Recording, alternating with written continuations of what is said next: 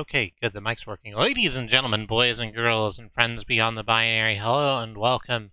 My name is Kristi, and it's this stream here on the Monday. The Monday stream, the one we do. It's going to be more Sunless guys here in a minute. I thought the microphone might not be working, because we tried to do some stuff for the Community Day stream, and I just realized that maybe it would have made OBS get hijacked a little bit, but it looks like that's not the case.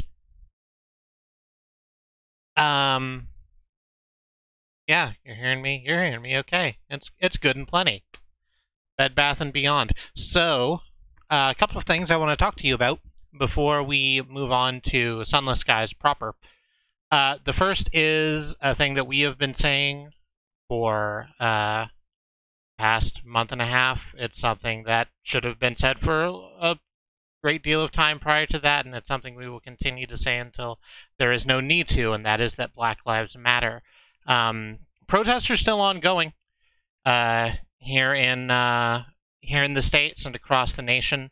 Not just for this, not just for the betterment of the lives of Black Americans and Black people living in the UK and Canada and basically anywhere where oppression is rife, which it turns out is everywhere, as it turns out. So there's that. But also there was a huge march for trans rights in the UK that didn't get media coverage because, of course, it didn't. The Lakota Sioux, as we talked about yesterday, blocked off the road to the I was about to say the Washington Monument, to Mount Rushmore on Friday, and they've been taken. Some of them have been arrested. Some of them have made bail and are out already. But if you were looking to help this this cause, and I don't know why you wouldn't, if you bang donate in chat, there's a bunch of stuff that it will bring up some useful links to show you where you can donate your money and time. There's also, I mentioned the Lakota Sioux at Mount Rushmore. There is a fund specifically raised for their bail needs and legal defense. That is at bhlegalfund.org, which I've had forgotten to add to the Streamlabs. I will remember to do that later. The second thing is a CW for this game, a content warning. Sunless Guys is a horror game. The moment-to-moment gameplay is fairly tame. You shoot the guns out of your ship at other ships, and it's not too graphic. The descriptions of things, there is a lot of text in the game, and some of the text is of things that you don't want to have described to you because they're horrible. Self-harm in some cases, the harm of others, upsetting donkeys, eldritch horrors, body horror, these sorts of things. And I'll be trying to read ahead to note where there's going to be a problem, but I might miss some, and if I do, I apologize. If you need to talk about things you're feeling, this is a safe place to do that. We're all cool here, and if someone becomes uncool here, they will be shown the door. If you need to take a break, step away for a couple of minutes or the rest of the stream, that's okay too. Please take care of yourself here in 2020. And the third thing, which is much less serious, is I've dropped the E from the end of my name. I'm trying out Kristi, Kristi. I'm liking it currently. We'll see where I'm at with it here in a month, but I'm enjoying it right now. So I'm going to hit some buttons real quick, and the first one is going to get to Sunless Skies, but while we think about that, there's a thing I want to do. Nope, that's not it. That's it? That's it. There we go. So I did a bunch of playing while we were over the week because we died last week. We say we. I died last week. And They had to go and like do a lot of stuff to get our officers back to where they were because the officers like quests reset, which isn't fantastic, but that's just where we are. And as much as I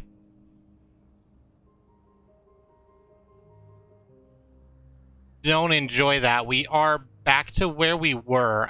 The one thing is that I accidentally moved Mr. Apples' our bat quartermaster. I accidentally moved his quest forward without meaning to.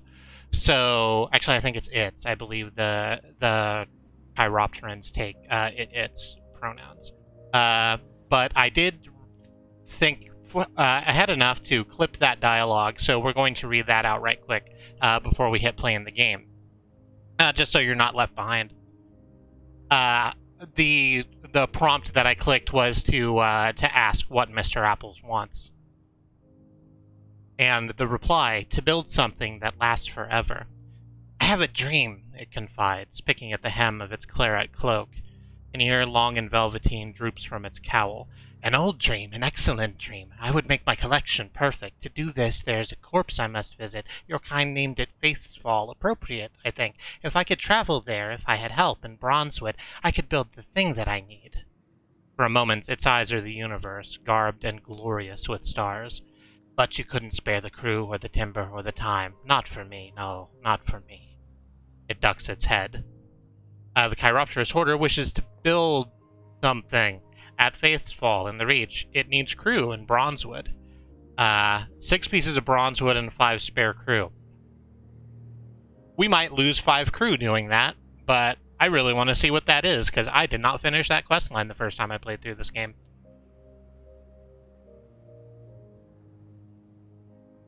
No one ever asked the bat what it wants, what it needs, what it... You're correct.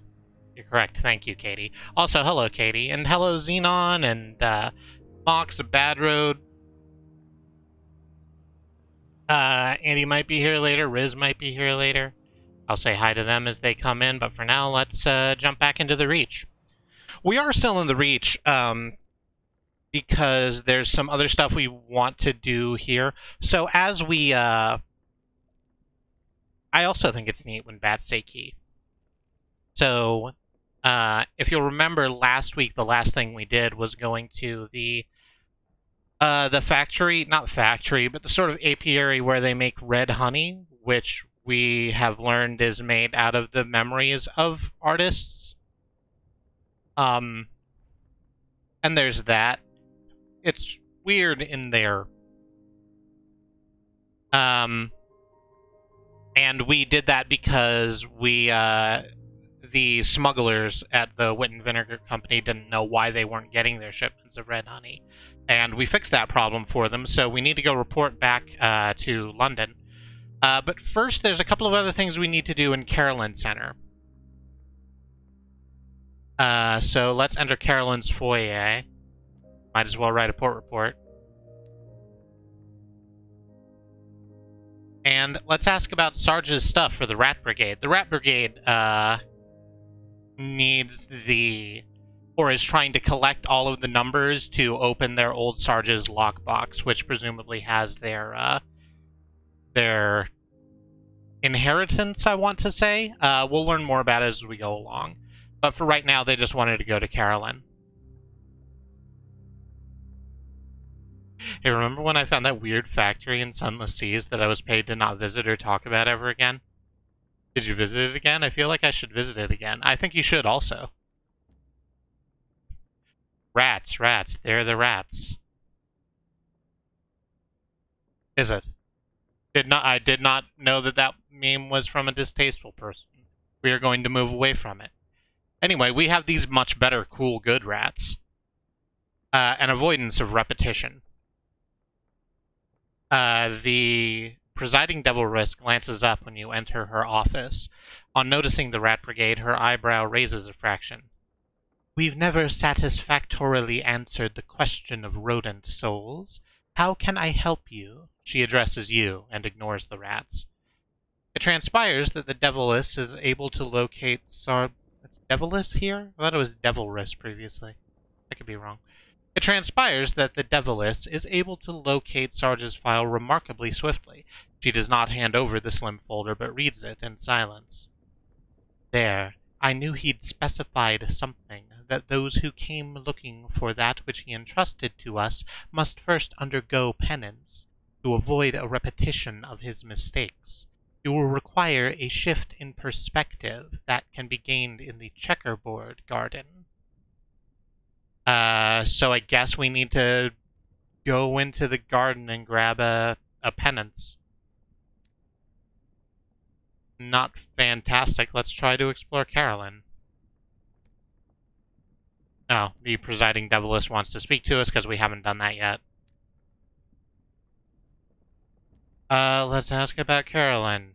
We know about Carolyn. And after stay at Carolyn, people sometimes sell us their souls. I have a proposition for you. There's this dude in red gloves. We dislike him.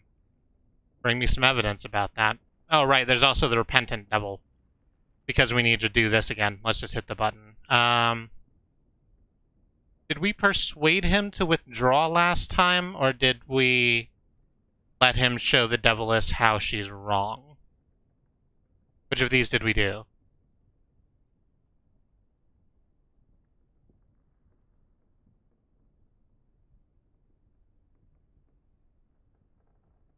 Think we let him show her how she's wrong? That sounds like us, honestly. We stood by our crew.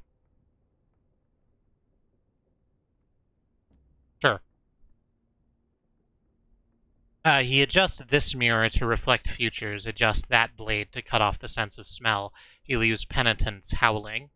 Before you go, one of the penitents approaches with a note. Someone was here looking for the devil. The note just didn't make its way through official channels, so we got that done. So now we can go. I also remember he's getting more ambitious, and I remember being put off by that. And now I'm put off by it again, so that's good. Let's go to the checkerboard garden, try and get a shift of perspective real quick. The devils are playing tricolor chess with some of the penitents. White pieces, red pieces, pieces the color of a flourishing wind. Around the edges of the board sit the patients who have already been captured or who were never part of the game to begin with. There's actually a couple things I want to click here. Our veils give us a 100% chance to actually gain a shift of perspective, so let's do that. So we can deal with that now. We can actually just get as many as we want, I guess, with a 100% chance of success. We can just load up on penances, give them away like candy. But before we do that, let's consider the rubbery man. He stands at the edge of the board, ignored by the players. No one has dressed him for the chess game, or let him enter the board. Today I learned that clicking on a riot notification closes a minimized Twitch window for some reason. Oh no. Hi, Andy. Let us speak, then, with the rubbery man. He stands off to one side, tentacles squirming. Right, I think they don't go deeply into this right now. They kind of assume that you understand what a rubbery man is. So I've talked a little bit about Sunless Guys previously, and Sunless Seas before it, and how there are people in this universe that have squid heads. They are called rubbery men. And rubbery women, I think. It's mostly a human shape, right up until the point where you reach the shoulders, and then it's squid from there on. It's squid all the way up. We'll see how that is. The rubberyman is surprised that you approach him. He moves to make room for you in case you are merely trying to occupy his space. When you speak to him, he offers you a squishy handshake. By various signals, gestures, and directions of his eyes, he indicates he has come here looking for his place in the world. No, I agree there's nothing wrong with it. They're quite nice, the rubberymans. We can ask the rubberyman about the devil with the rose-colored gloves, and then hope you can understand the answer.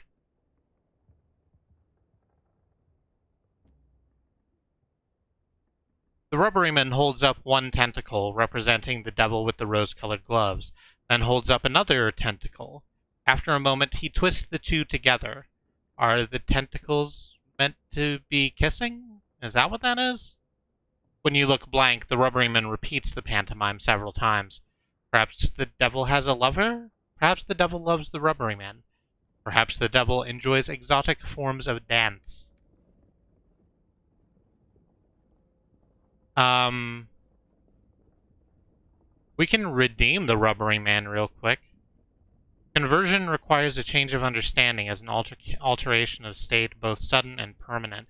We need shift of perspectives for this, but we just, acknowledge that we can pass those out like candy. So let's just go ahead and get 5 shifts of perspective and redeem this rubberman.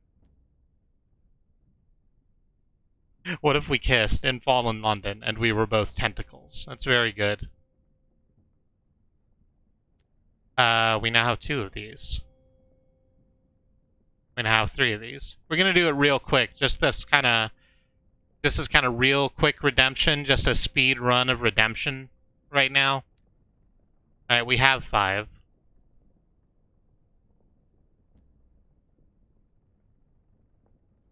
Two lumps. You offer the penance. May the rubbery use a human penance? Are such penances compatible? The rubberyman accepts it, takes it into an orifice, digests it. His eyes close, then they open again. They're your eyes, your eye color. The same pattern in the iris you know from mirrors.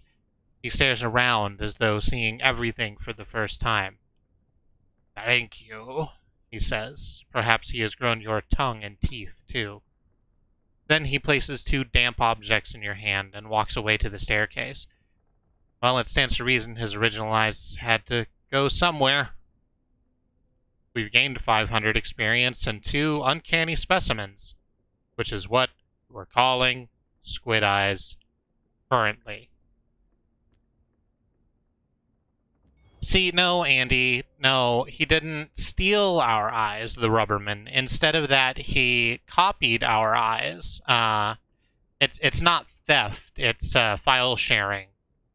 But for body parts, and that's okay. That's just okay.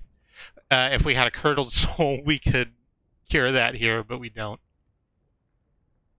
Yeah, we still have ours. That's the thing. No one loses out on this except eyeball manufacturers, and, who gives a shit about them? Anyway, now that we have our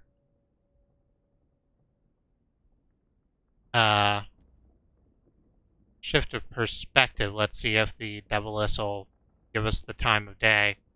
Well, she'll give us the time of day. She will not give the rats the time of day.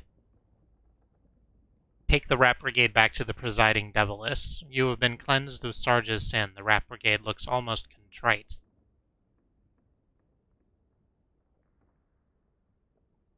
I like that Bad Road and Andemonium both got to the RIAA joke. That's very good.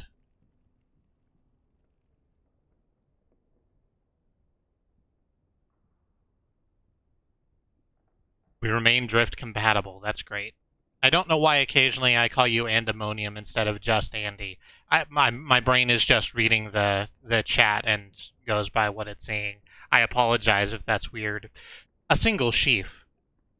The presiding deviless smiles at the unhappy expression of the rats.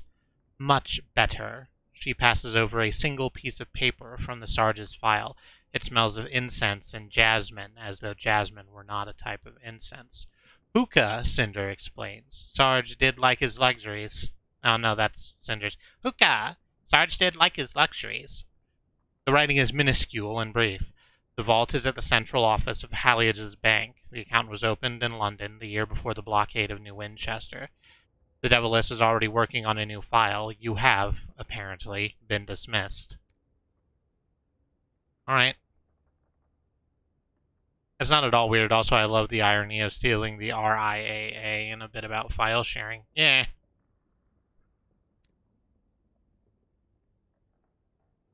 So I think the other thing we need to do while we're in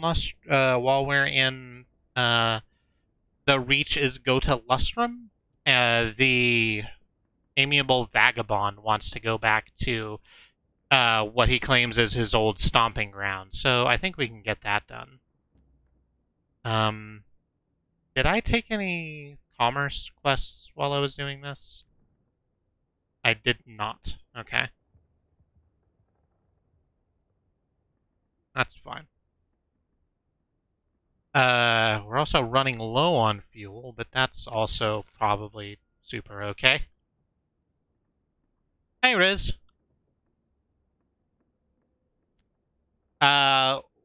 We just got our eyeballs copied by a rubberman. And that's fine. Now we're on our way to... Oh, right, we have a level up. Let's deal with that right quick. I'd forgotten until I hovered over my profile picture that I had named us Sister Mary Clarence. So that's good. Scandal, Lost Love, Haunted. We did all of these. Promise of Days, I don't know if we did, so we skipped it. Right, that's what we did last week. We definitely haven't done Family Footsteps yet, so let's click that. The apple did not fall far from the tree. We're just doing, because we died, we're choosing the level up paths that we didn't choose previously, just as it goes. And then we'll figure out what to do after we run out of this.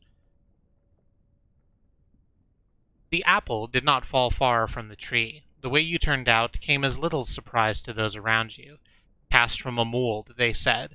But which of your family's qualities do you embody? Their virtues? Some inherit wealth, you inherited character. Good breeding, people said. Perhaps, but you've always been a keen observer and learn quickly. Or their vices. Blood will out, they said darkly. And it certainly does, with a little help and a sharp knife.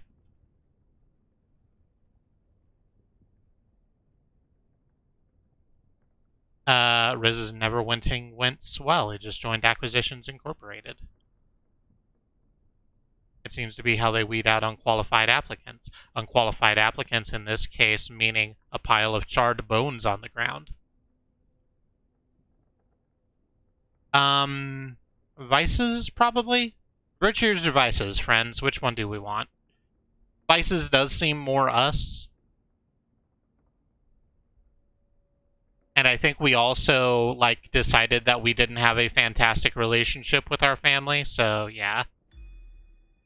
Let's jump into that.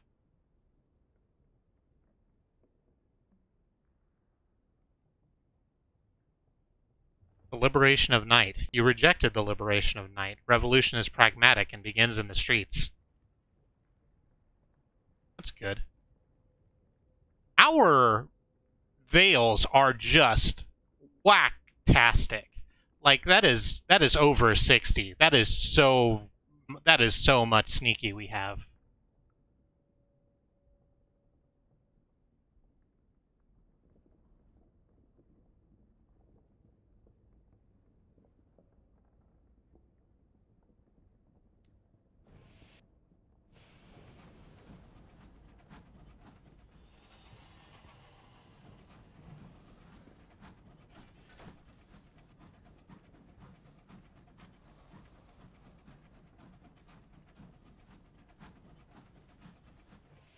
Sorry, I was asking some questions of my lovely wife. I don't know what the stats do. So the stats don't, well, because we're not like doing physical fighting the vast majority of the time. The stats don't have direct benefits for us. They mostly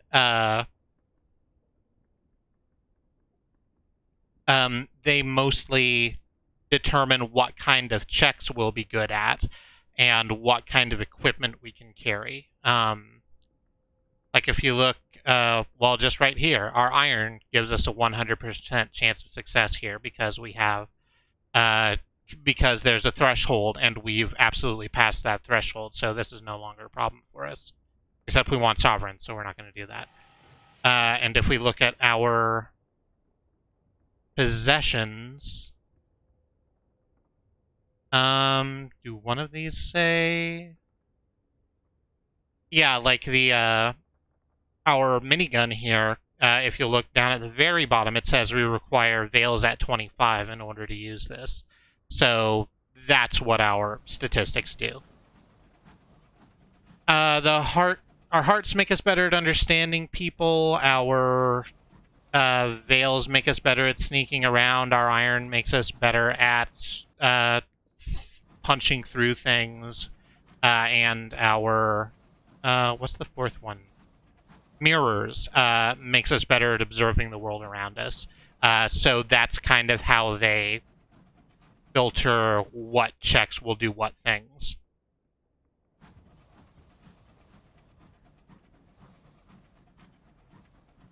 I like how there's a lineage between Neverwinter and Sunless, guys. The titles are very misleading. Yeah, right? I've seen you play that game before. It's winter sometimes in that fucking thing. Oh, hey, we got some more gemstones. That's good.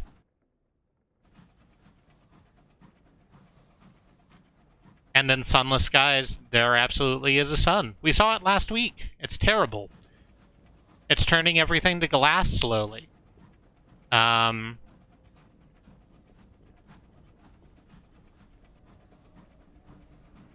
Oh, hey. So here's another thing that happened while I was out, but I thought we'd run into it, so I didn't bother to mention it until we came across it. I didn't forget. Don't worry about it. This is the Tackety Liberator. This is their new ship that they were working on. We could have helped that come to fruition a little faster, but we died. So instead of that, they just went ahead and made it on their own. It's a big motherfucker, and it shoots just a whole fire off the side of it. It's a really cool ship that you don't want to be on the wrong side of.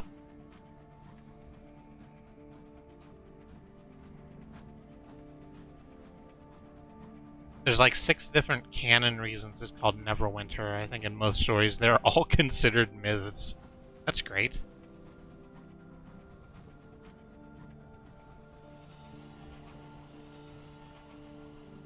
In the words of one of my parents whenever I watch wrestling, so is that a good guy? The Tacketies are good guys and women and presumably non-binary people. Sunless Guy is very good at this. It's fine. They are the settlers who have come here to live in the Reach, which is sort of the furthest jaunt away from London that you can possibly get here in the skies. And London doesn't particularly like that people are living that far away from its influence. Also, there's natural resources here they would like to plunder. So when we were given the option to side with London or the settlers, we went with the settlers. Because why wouldn't we? I'm not going to devil's advocate this fucking game. Ah, Cornwall. I don't know enough about British geography for that joke to land, but I presume it's very good. Let's join the celebration? Yes, let's join the celebration, because we need to cut our fucking terror. Yes, thank you, Bad Road. We went with the settlers because imperialism sucks. The Vagabond's residence. There we go. You follow the vagabond past Lustrum's outskirts into the whirling whiteness beyond. Miles from civilization, you find a mansion, half buried in snow, perched on a rocky outcrop. The vagabond wades to the door and slams on the iron knocker. After some time, the door eases open. A doddery butler peers out, his face so downcast it looks half melted. "Welcome back, sir," says the tragic butler wearily. "A letter was delivered in your absence." Explore the mansion. The vagabond has shrugged out of his coat and is heaping logs on the fire. You have a few moments to roam the place. That sounds good. Andy says, I have a couple of friends from Hull, which is also weighing on from London, at least in terms of distances in the UK, where a few miles is the kind of journey Tolikin would write about. Tolikin? That's how his name is pronounced, I think. Tolikin. John Ray's Rats Tolikin. That's it. Wrote The Hobbit. Good book, I think. It's been a while. The cartoons were fun. Let's explore the mansion. Toe leaking sounds like a personal problem. I think if your toe's leaking, it suddenly becomes a problem for everyone around you. Dilapidated luxury. The mansion is colossal, its walls built with bronzewood logs, its bathroom gleaming with ivory, its walls decorated with gold-framed portraits of a younger, better-groomed vagabond. But it's also obviously been years since it was properly maintained. Some of the windows are broken, and snow has heaped the floor beneath. Black mold streaks the carpet. There is an overpowering smell of damp. Let us continue. Ask how the vagabond could afford such a place. 10 bedrooms, a kitchen that could staff a dozen cooks, a chandelier that drips with diamonds. Princes have lived less ostentatiously. Ah, you should have seen it in its heyday. The vagabond rubs his hands before the fire. Warm, noisy, bustling with staff and guests. Our parties could be heard in New Winchester, isn't that right? Quite so, sir. I struck it lucky in the mountain, you see. Found enough hours to make me rich enough to buy all this and more besides. He claps you on the back. All the luxury in the world. Can't compare to the majesty of the open sky, though, right, sister? The vagabond sips his whiskey before the fireplace, telling rambling stories about the parties he threw in the mansion's better days. The tragic butler stands to one side, mournfully dignified. Ask about the butler's letter. He's been brandishing the envelope for more than half an hour now. The sugar-spun garden. Just give me the gist of it, will ya? Asked the vagabond, idly tossing snowballs at a portrait of a severe-looking woman in black. The butler clears his throat. Letter was delivered by a skylark who called himself Quivers, sir. In it he claims to have discovered the location of the sugar-spun garden. He was seeking your help. The vagabond pauses mid-throw. That's just a myth. Story to tell over campfires when the night's cold and hungry. He sounds uncertain for a moment, then shrugs. Young Quivers means well, but he must have been mistaken. The blizzard outside has worsened. Best you stay until morning. You stay up until the night. Your conversation is meandering, but the vagabond repeatedly circles back to the mysterious letter. I'm worried for Quivers, he says. The other skylarks haven't seen him in months, and he comes to my house babbling about a myth. The next morning, the butler says his plaintive goodbyes as you crunch through the snow towards Lustrum. Broke that wrong. Let me try it again. The next morning, the butler says his plaintive goodbyes. As you crunch through the snow toward Lustrum, the vagabond says he plans to track down Quivers. What kind of a king would I be if I didn't protect my subjects? He asks. Besides, once I believed in the sugar-spun garden myself. I must admit I'm curious. You've gained 3 sty stories. We have 11 now. I was saying vagabond. I need to see a visual of the vagabond hurling snowballs at a portrait. I wonder who the person in the portrait was. I'm keeping that piece of information off to the side. Me. It was me. Okay, good. You don't wear a lot of black, but I don't know. I haven't known you your whole life. There's one other thing I want to do here real quick. Oh, it's not that. Let's go to the tea shop and enjoy a lovely cup of Empress's favorite tea, which is the last of the 3 teas available. So we've sampled all of the tea now. We know what all the tea is. That's important later. I'm setting it up now so that you understand later why it is important. I think that's everything we need. Well, it's not everything we need. We need to buy fuel and supplies. But for the most part, we're just going to click down. Oh, we are at 5,000 sovereigns, by the way. It sounds important. And he says totality, but like in the Mortal Kombat voice, so totality. Friendship. What the fuck else do we need to do in the Reach? Anything useful? Anything good? Have a look at our officers. You want to go to Perderance. You want to go to Eleutheria. What do you want to do?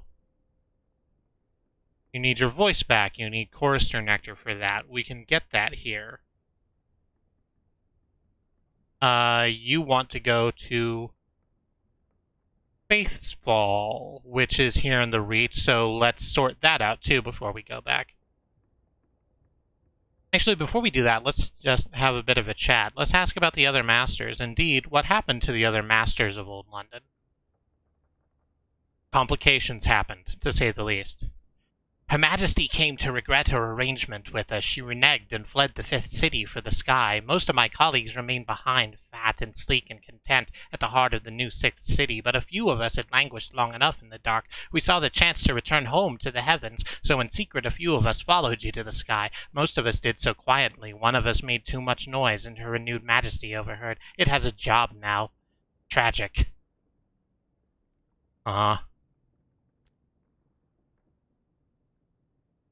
So this would ordinarily be a gauche question, except that there are so absolutely few masters in London that it is very possible that they all know each other. Let's click this button and ask if it knows Mr. Menagerie. Silence.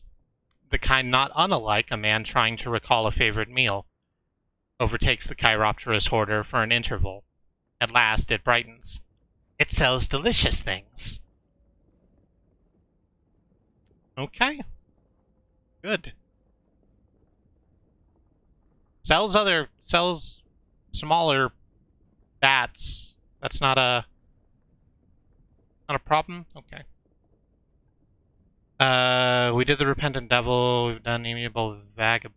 Actually, you probably have a thing to talk to. Yeah, what's your plan to track down Quivers while we're about it? A Skylark claimed to have found the mythical Sugar Spun Garden. I've been making inquiries, says the Amiable Vagabond. Quivers was traveling in a Skylark band named the Blunt Instruments. They weren't very good, but they robbed the bars they performed at, so they made enough to get by. I thought the rest of them were killed in a shootout last year. That there was one other survivor, a concertina player who goes by the charming epithet of Ratbite. She's currently imprisoned in London for some marvelous crimes. I propose we break her out and see if she's heard from her old partner in crime. Cool, let's do a jailbreak while we're doing our smuggling. This is turning into a very eventful day. What did I say we needed to do? We need Bronzewood and Chorister Nectar? I think I have all of that. We just need to get to New Winchester to the bank and pick those up. Cool. Gay crimes, gay crimes. A jailbreak is just smuggling a prisoner. You know, you're not wrong. When you think about it, most things are smuggling. My lungs unbuzzle the air from the earth so that I can breathe it. Period. I probably need to look up and see if that shows okay. It's been a while and I don't trust anyone anymore. I liked Metalocalypse at the time.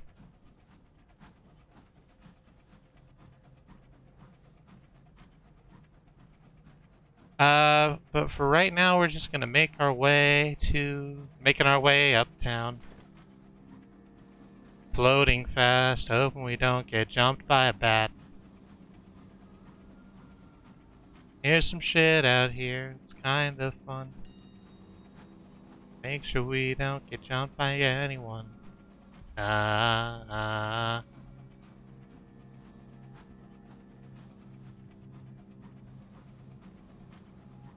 1,000 Miles, like, it has a really good beat, and the, like, da-da-da-da-da-da is really fun. And it's really kind of empty song-wise. And I'm not saying I don't like it, and I'm not saying that if you like it, you can't like it. But it's a lot of, there's a lot of air in that song.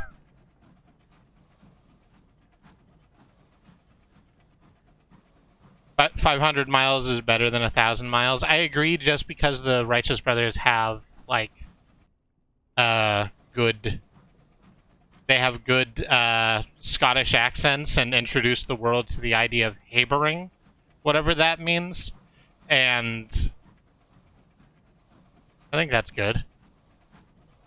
It's still like a pop song.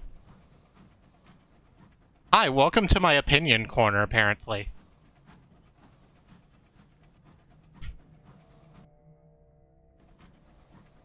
I'm not saying the pop music is bad. I'm saying let me be very clear. All I'm saying is that you need to come at it for what it is. Oh, we're about to see this thing catch fire. Yep. Didn't actually hit the thing you were aiming at, like, a little bit, because you're not meant to do that. So I'm actually just going to fix this problem for you. Ooh, no, I'm not. You're going to explode me if I try and interfere with this. Y'all go ahead and...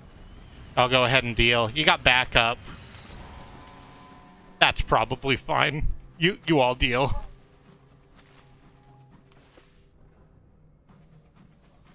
I like 500 Miles too, just as a... This is a note. We're just gonna... let them get on with whatever they're getting on with.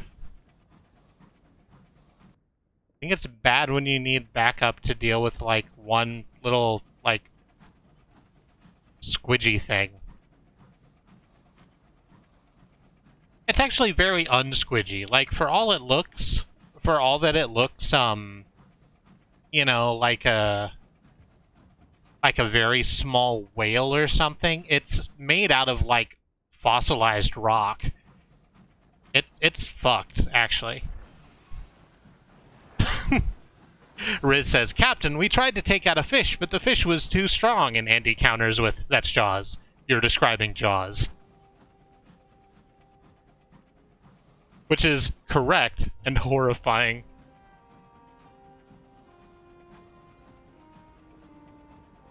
That's one of those,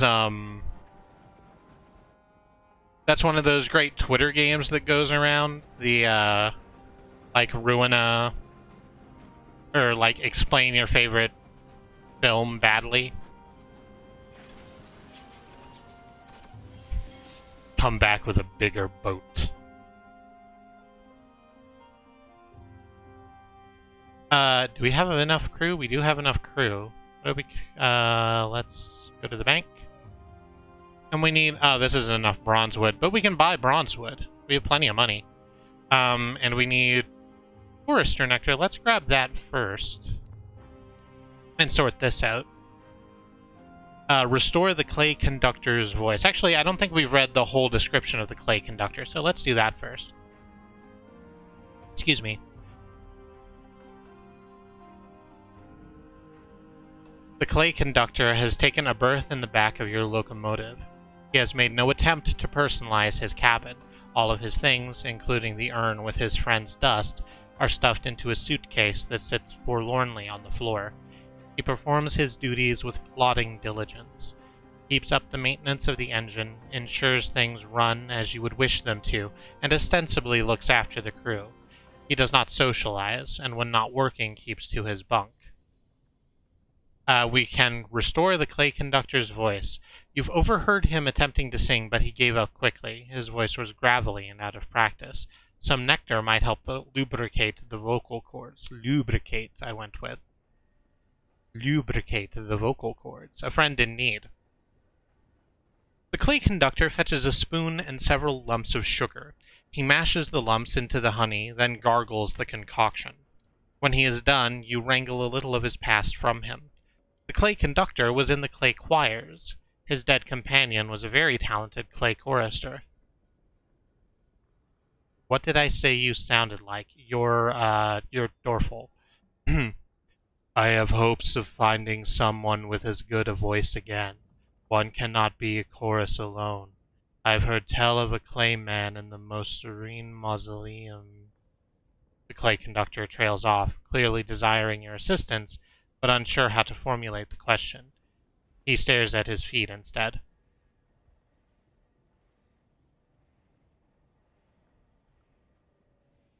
Young man gets a pet for Christmas, ignores care instructions. Gremlins. That's good.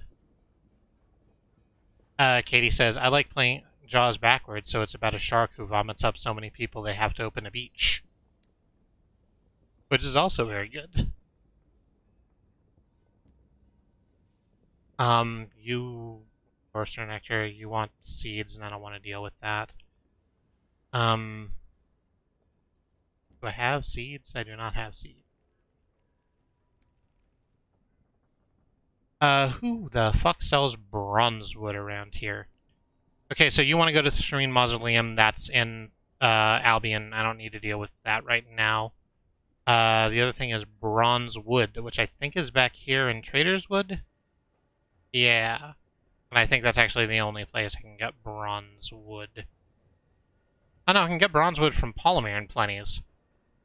That's much closer. And is on the way to Faith's Fall. Remember that real big thing? The real big thing with all of the tentacle motherfuckers around it that I said I didn't want to fuck with? We're going there. Explicitly. To mess with it in some way. That's probably fine. So let's do that.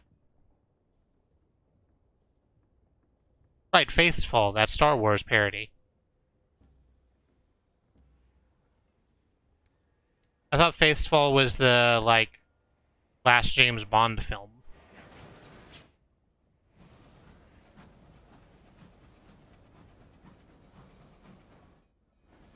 Nope, we've done that wrong. There it is.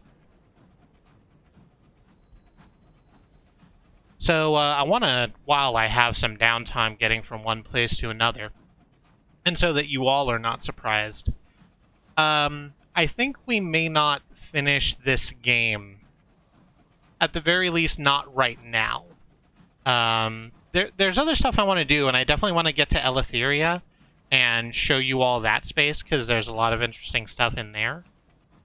But this game is a lot longer than I remember it being. Even with me having a pretty good idea of what to do. And where this is the 8th episode, I think maybe I'll go to 10 or 12 at most. At most 12. And then we'll put it aside and maybe we'll come back to it a little bit later. I want to finish it. Because it's a very good game. And I enjoy doing it for all of you, and y'all seem to be enjoying it. But I've been doing this one thing a little bit too long, and I feel the need to move over with something. When does Silksong drop? No one knows. It's still listed as TBD on like Steam, so I can't even pre-order it as much as I might like to. It did get delayed, which is the thing, and I can't.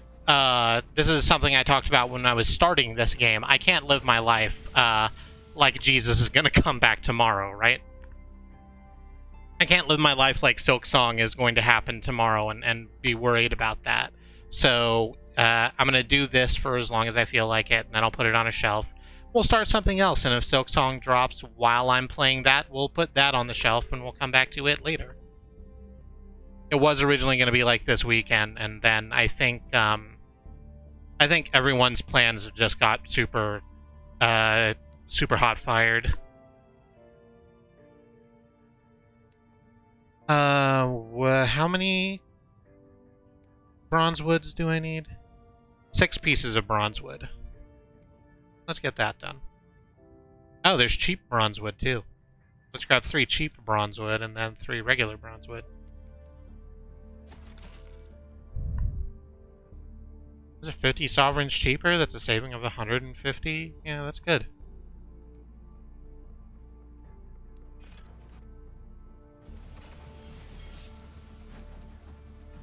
And now we make our way to, Faith's Fall.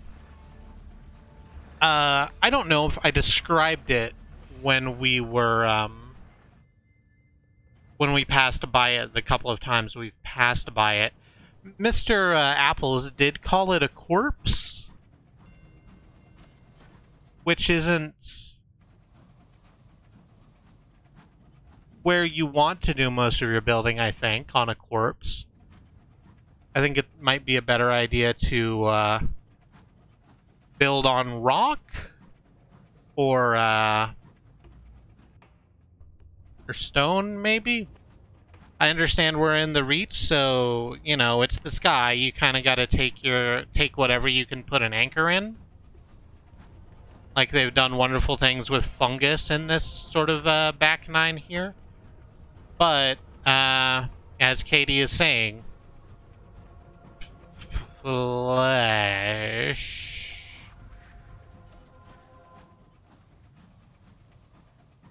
Oh no, thank you, Andy. I like that a lot better. It's ultimate composting. It depends on if the thing that died was meant to decay. I mean, whether it meant to or not, there's some decay happening, I think. We'll see when we get over there. Oh no, Katie. Katie says DK. Donkey corpse. No. Stop it. Alright. It's just been Marauders so far, so that's fine. We can gain unusual cargo, but let's repair our ship instead, because that's more expensive. Now go to the corner in accordance with our laws. I've been thinking about that, and I think I'm over the idea of the corner as a joke. I think that I, as a person, wish to support our friends more than that. The way that we joke is absolutely important in the way that we actually treat people, and I want to be better about thinking about that. I'm not going to tell you what to do in your life. I'm just saying that I think I'm over it personally. Let's assist the Chiropterous Hoarder with its collection. The Chiropterous Hoarder seems genuinely overjoyed to be here. There is much to be done. I don't like that we had to bring a whole bunch of crew in. What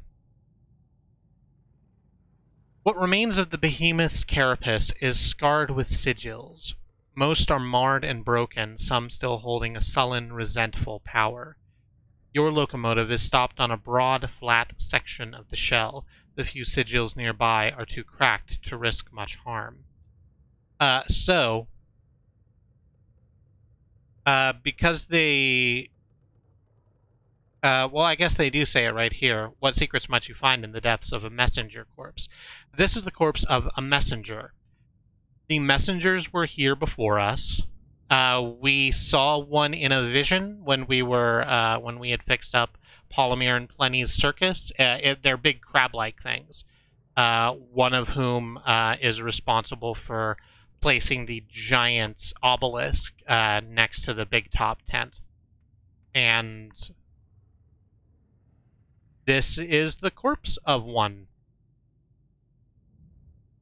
I don't want to know what caused something this size and power to die.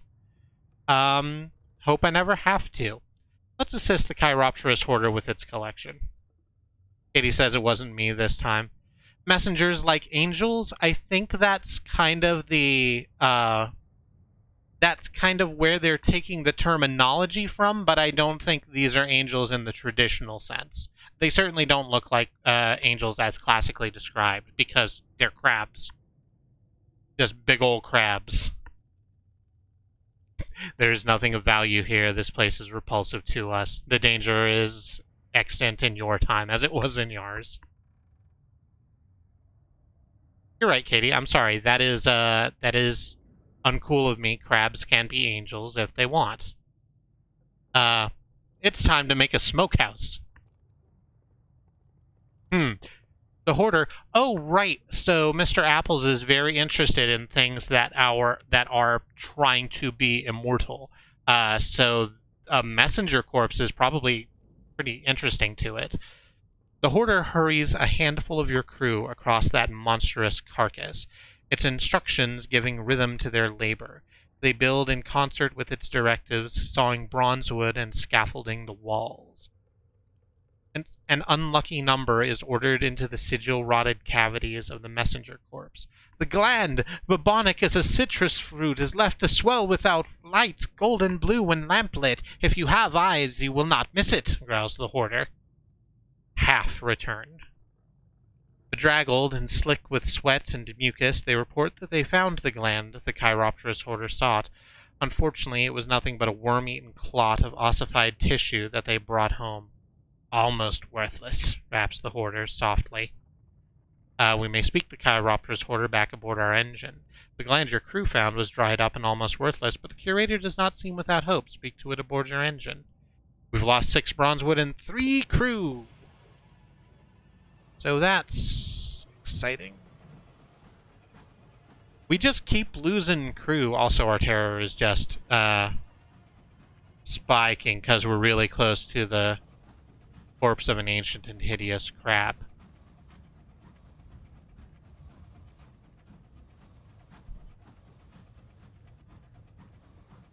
Frangel, says Mox.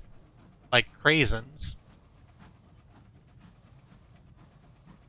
I don't think I want to see... I haven't been able to eat raisins in a really long time for, like, stuff that I don't want to get into. And if they were also crabs, I think that's worse. Oh, no, wait. The thing that's being mashed up there is cranberries. So cranberry? No, wait. Crab. No, I fucked it all the way up because the first one is crab angel and the other is cranberry raisin, which are different conceptually. Although I guess you can eat all of them. Crangel basin, I'm being told. So it's so much stuff. It's so much stuff we're dealing with. Oh, fuck you. Fuck you. Fuck your shotgun. Fuck your engine that doesn't work the way any other engine works.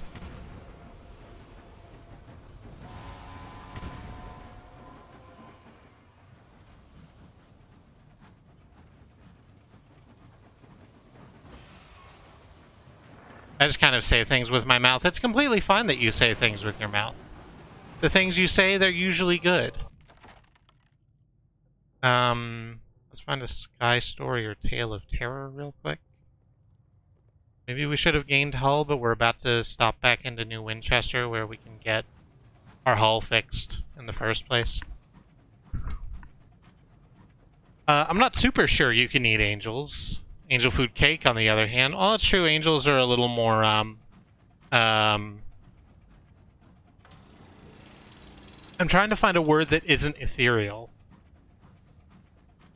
Although I think that's the word I want. Brain's saying no. But it's not giving me any better ideas. I think angels are a little ethereal to be eating just on the regular. Ephemeral, thank you! Golly and gosh. They're a little too ephemeral to be eating on the regular. I would like to see an angel food cake topped with, like,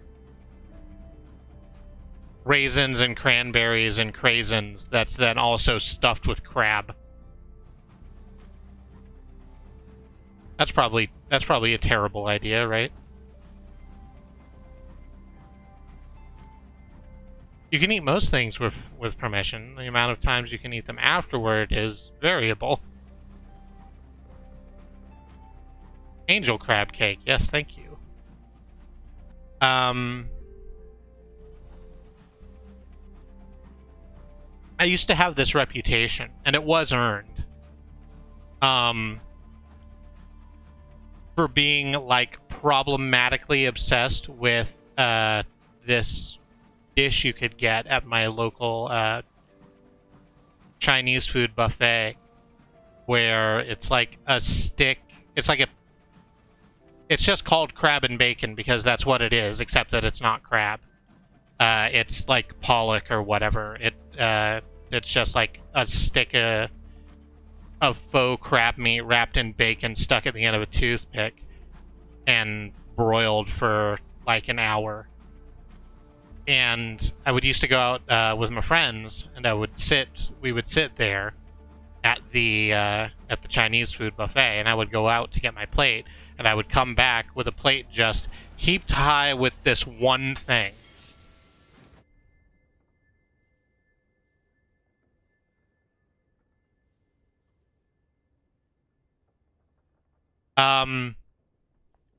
I think this is the first time I've chosen to CW chat. It might not have been the first time I needed to, but I'm going to say something that's in the chat right now. Mock says that Angel Crab Cake is a meaty surprise, like a stripper, but less alive. Why do they put naked people in a space where food lives and then not expect you to eat them? Which is a really solid question. And I think the answer is that they don't allow, at least here in Oklahoma, they don't allow strippers at strip clubs to be fully naked because of blue laws, I think. So that's how we're fixing the issue here. I presume other states have their own, that's why there's bouncers. Also, you can't have naked people. Oh, no, you're correct. You can't have the naked people and the food in the same space. They need to be separated, otherwise it's a health hazard. That's also right. What in heck am I doing? I'm going to go and try and recruit more crew for my ship. Hello. Who wants to come aboard the Jolly HFM Eleanor? It's a real rugged individual's life on the sky ships. Right up until you die because I fucked up somewhere. Don't worry about it. Don't ask why we suddenly have 3 open spaces, or ask what happened to the people who used to fill those positions. It's fine. It's completely fine. Grab some stuff and head off to Port Prosper. Actually, let's not head off to Port Prosper. I need to get some hours so that we can get through the relay. There it is.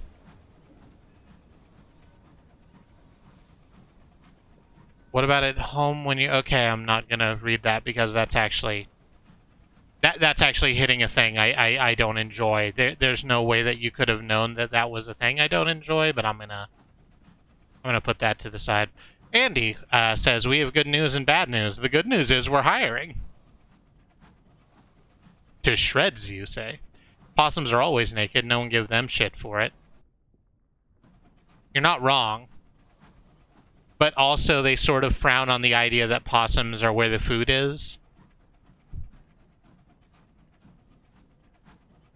Are you available as a marketing consultant? I would do pretty much anything for the correct amount of money, which is to say yes.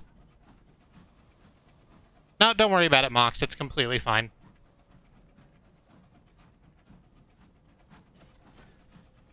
I say anything. I don't mean anything. I've got limits and standards. They're actually reasonably high, because I'm currently in a position where I can exist well and provide for people I care for. So that's good.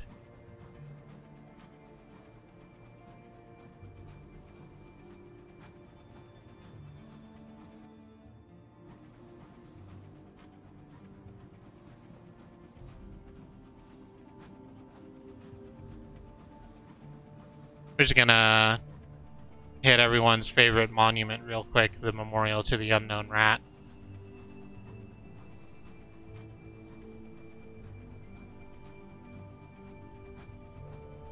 I like that all of our crew respects the memorial to the unknown rat. It's not like usually when you go by there, the text pop-up is specifically about the Rat Brigade if you have the Rat Brigade in your party. But everyone thinks that this was a correct memorial, and everyone thinks that the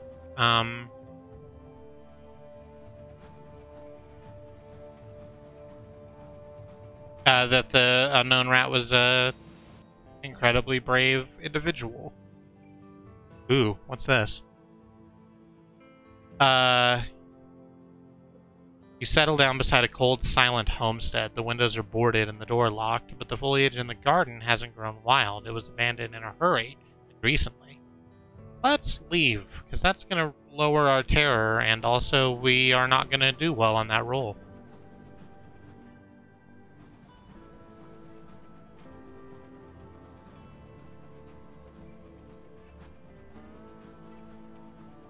Alice, presumably speaking of her Animal Crossing. Nibbles wants to call me Schmoopy. That's interesting. That's a weird one for the Animal Crossings to just pick.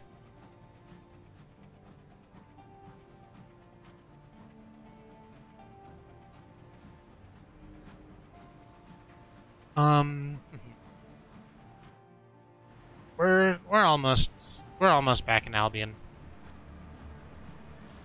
Real quick. The Animal Crossers, sometimes they get ideas from visitors. Glances darkly at Dowell service station.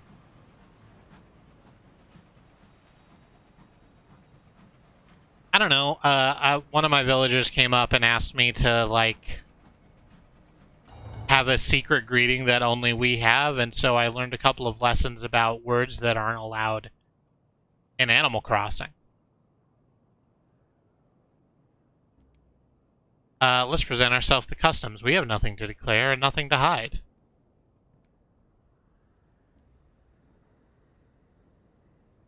Let's travel to Albion second class. I don't want to burn our paperwork.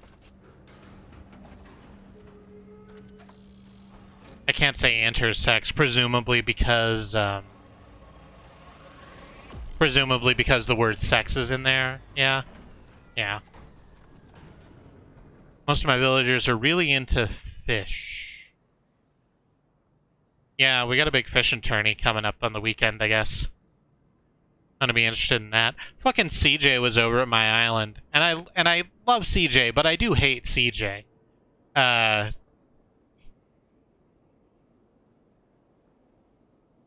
wonder if you can say Scunthorpe. Probably not. That seems like a thing they wouldn't allow you to do.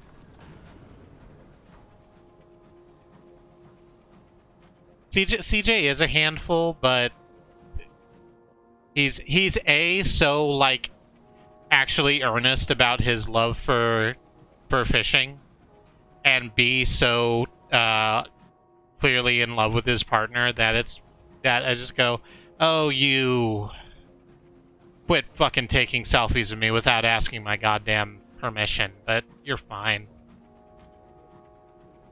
He's a gamer. Listen.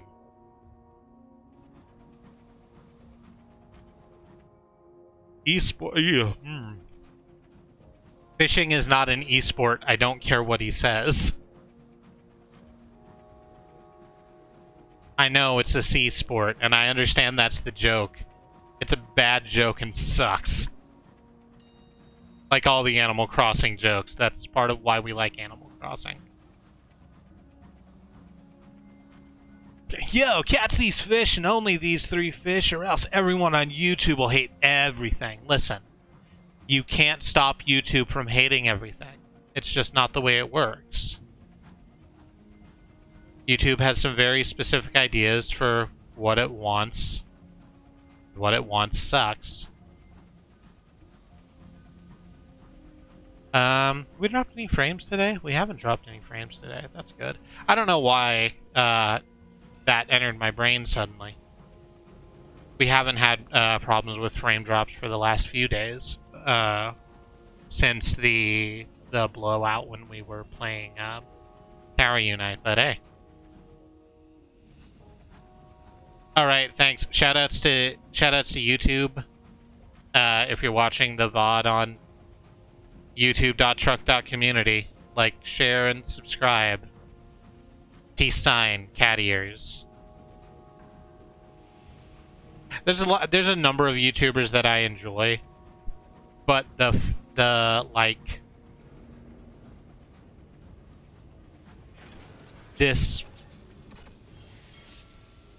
collapsed concept of the YouTuber is just really gross in 100% of cases. Alright, we're here. Algorithm is the worst. We actually have a bunch of stuff that we can do here in London, but I'm going to take a break real quick because it is 9:55, and I've been in this chair for over an hour and a half now. So I'm going to take a break, get some water, stretch my legs. I suggest that you do whatever self-care is important to you.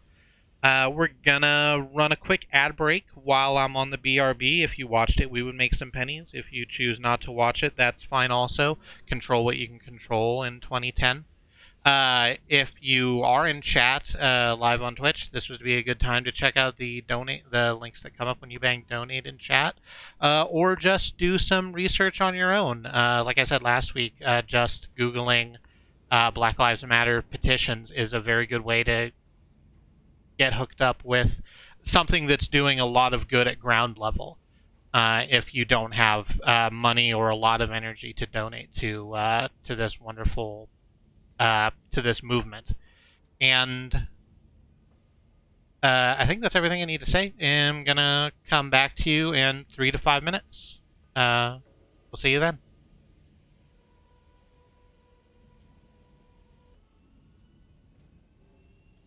Hi, welcome back. You're my #1 lady for gravy. Is that good? That looks good. So I've eaten a chicken leg, and that's good. It's not a mukbang because I'm not gonna, like, put a camera up. I'm not going to subject you to the sounds of me eating a whole chicken leg while Katie and I discuss how Shane McMahon was good for WWE and then just suddenly stopped being good for WWE. Well, presumably he'd still be good. Any fucking way. Let's get back into the game. Hey, I clicked the right one this time. I didn't go back to the intro first. So there's a couple things that we can do in London right now. The first is help the amiable vagabond plot an escape. So let's hit that.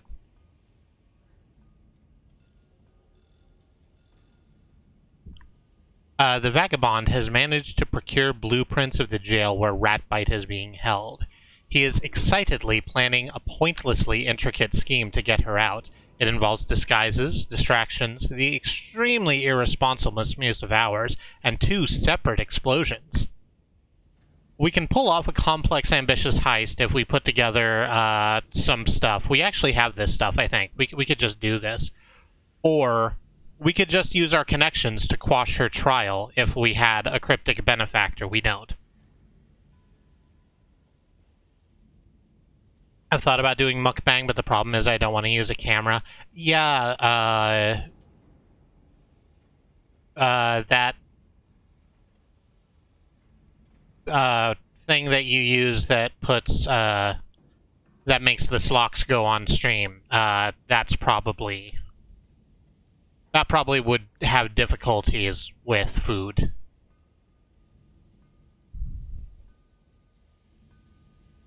I also like this plan. Cameras attract a bad audience, especially for for vulnerable communities. Yeah. That's true and sucks. That's one of the reasons why I don't have a camera. We have one. I've used it for some very specific things, but I don't think I would ever have a camera up full time. Can we just go to the bank and grab some... We need 1 barrel of ours and a caged catch. I'm certain we have both of those. Yeah, there's a caged catch and there's a barrel of ours. Da. No. Don't click out of it. And the guards don't suspect a thing. Our veils gives us an 84% chance of success. Can we up that? Can we jimmy with our officers any and get our veils up? The navigator's has a little bit more veils. The repentant devil gives us 6. I think that's the most we can get a hold of. Rat brigade gives us 6. Yeah.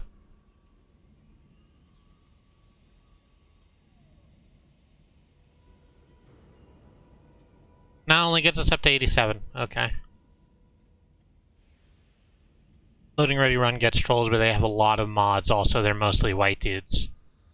We get less trolls than most communities our side, which is in no small part thanks to our mods. Yes. We've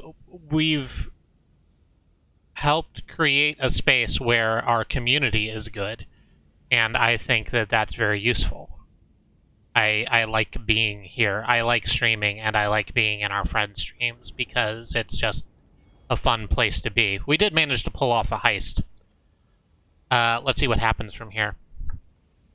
An audacious affair. Your heist proceeds without a hitch. By its end, there is a smoking hole in the side of the jail from which inmates scatter.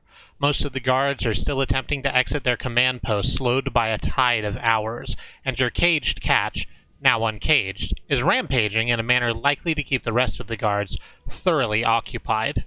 You and the vagabond remove your disguises and burst into Ratbite's cell, dragging her from the smoke and the chaos.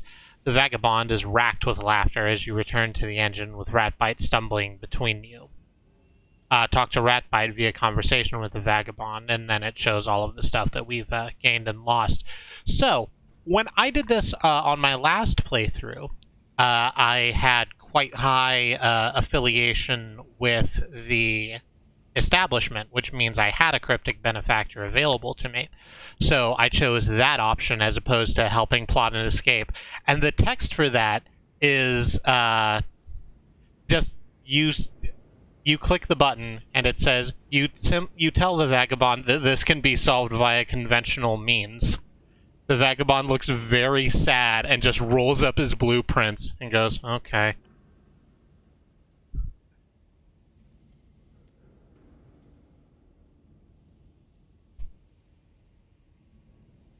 I'm certain they scope out the chats before trolling, and basically everyone is mod, and they see that. Yeah, that's also the thing, right?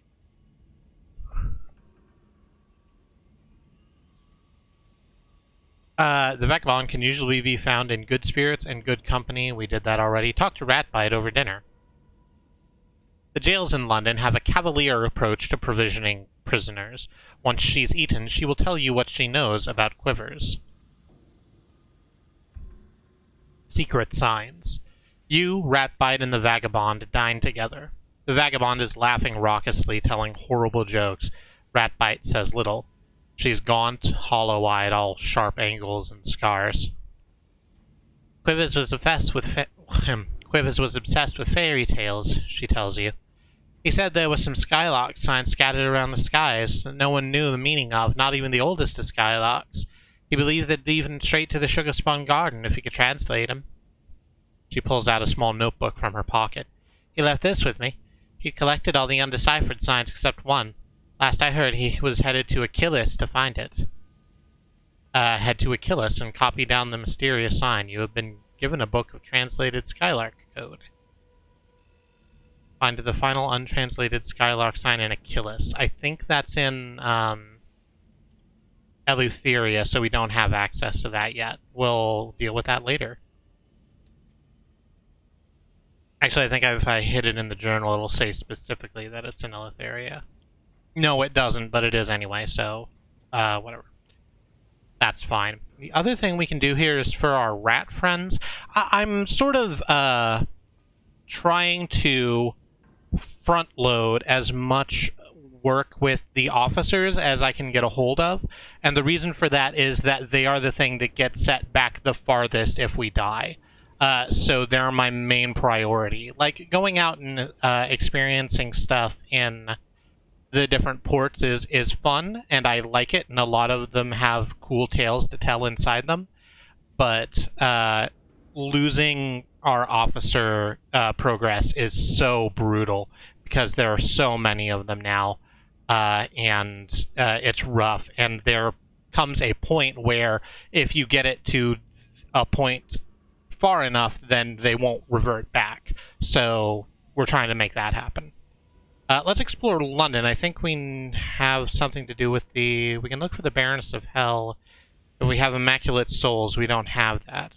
Let's return to the gloomy middleman at the Benbow Inn. You have resolved this situation with the Midnight Rose. Soon, Red Honey will return to London. Will that satisfy the middleman's employer? The middleman grunts. And so things return to normal, he says in the tones of a vicar at a funeral. Cause for giddy celebration. But you notice that he finishes his drink and even orders another. Your performance was as expected. My employer would like to meet with you. The middleman gives you an address. The company offices for the Wit and Vinegar Lumber Company. Can be found at a separate platform elsewhere in London. You'll need to fly there. It's a little bit south of where we are, so we'll do that next. I could have sworn that there was a thing we could do with the rats here. Maybe we need to speak with them first? Yeah, that's probably it. Discover what the brigade are up to. They know the location of Sarge's vault, and they don't seem to want to leave your locomotive. They'll need to find the numbers to the accounts. Where do they think they'll find them?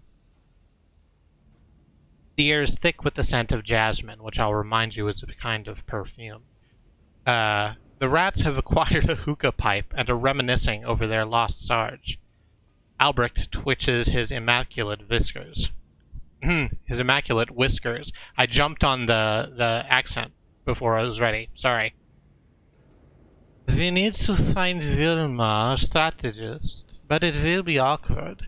She was Cinder's paramour. There's a snort from somewhere in the nest. Albrecht continues. We lost touch with the others, but Vilma will know where they are. And when we open the vault, you will have a share, of course. The last I heard, Vilma was residing at Perdurance as a pet. Albrecht's expression speaks volumes. I did try to make the rat sound extra stoned. I hit that T really hard. I'm sorry if that was a rough sound. So that's two people who need to go to Perdurance. Let's just do that then. Ask Petronella to continue Sarge's tale. Albrecht is sunk in gloom, but she might take up the story. Petronella takes up the thread, frowning over her glasses. So, we had a new boss, the LT. He wanted the admiration of command, but the Tackities and the Stovies didn't trust us because we was just mercs, rats, right? We did eventually get a lucrative contract from the Tackities to sabotage the governor's engine to stop her fleeing New Winchester. It's risky. Who else had the know-how to get it done, right? Her question is rhetorical, and her smile is proud. More some other time, I think. Let's, send them back. Let's find Perdurance, I guess. Have we seen Perdurance? We haven't. But there's not a lot of places where it can go. We also need to go to the mausoleum. Mausoleum's over here. There's actually still a lot of places this can be. Oh, and there's also the place southwest that the driver needs to go to. Let me have a look at that real quick. The incautious driver. I did this, right? Yeah, south-southeast of London. Northeast, south, south-southeast. So it's somewhere behind the Clockwork Sun, probably.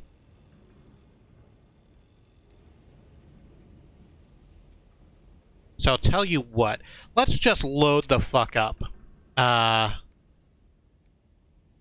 We will go to the bazaar. No, not the bazaar.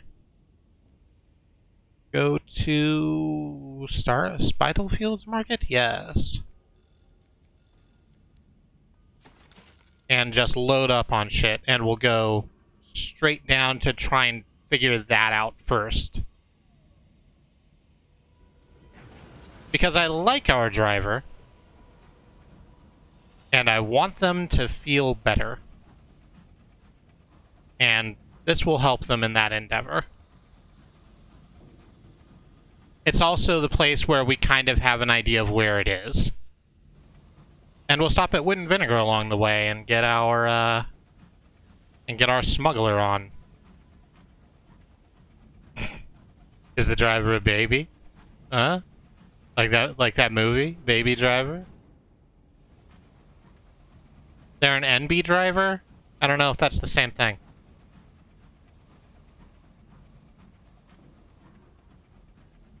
Wit and Vinegar Lumber Company. NB driver sounds safer. Not the way they do it. The Wit and Vinegar Lumber Company operates primarily in the Reach, mining bronze wood and transporting it back to London for construction, furniture, and locomotive plating. Visit the gloomy middleman's employer. The Wit and Vinegar Lumber Company is owned by a blind bruiser. He keeps an office above the warehouse. If you've been watching Xenon play Sunless Seas, perhaps this profile picture to the left looks familiar to you. I'm pretty sure it's meant to be the same dude. The blind bruiser. I like him a lot. He's also, because we took Mentor this time in our level up section, our Mentor, which is set up right here. Let us renew our acquaintance. The Wit and Vinegar Company's owner is, you hear, a self-made man of murky provenance. He awaits you in a comfortable office. His suit is well made, but he seems uncomfortable in it, pulling persistently at its collar. Rings blaze on his fingers. His letter opener could be used to cut through a jungle. We meet again, my old friend. It has been a while, and no mistake, and a poor while for your absence from it, if I might say so. But here we stand reunited, and all is righted. Let me see if I can remember your preferred libation, he says, and selects it from his comprehensive drinks cabinet. A toast to causing trouble. After you've both drunk, he speaks.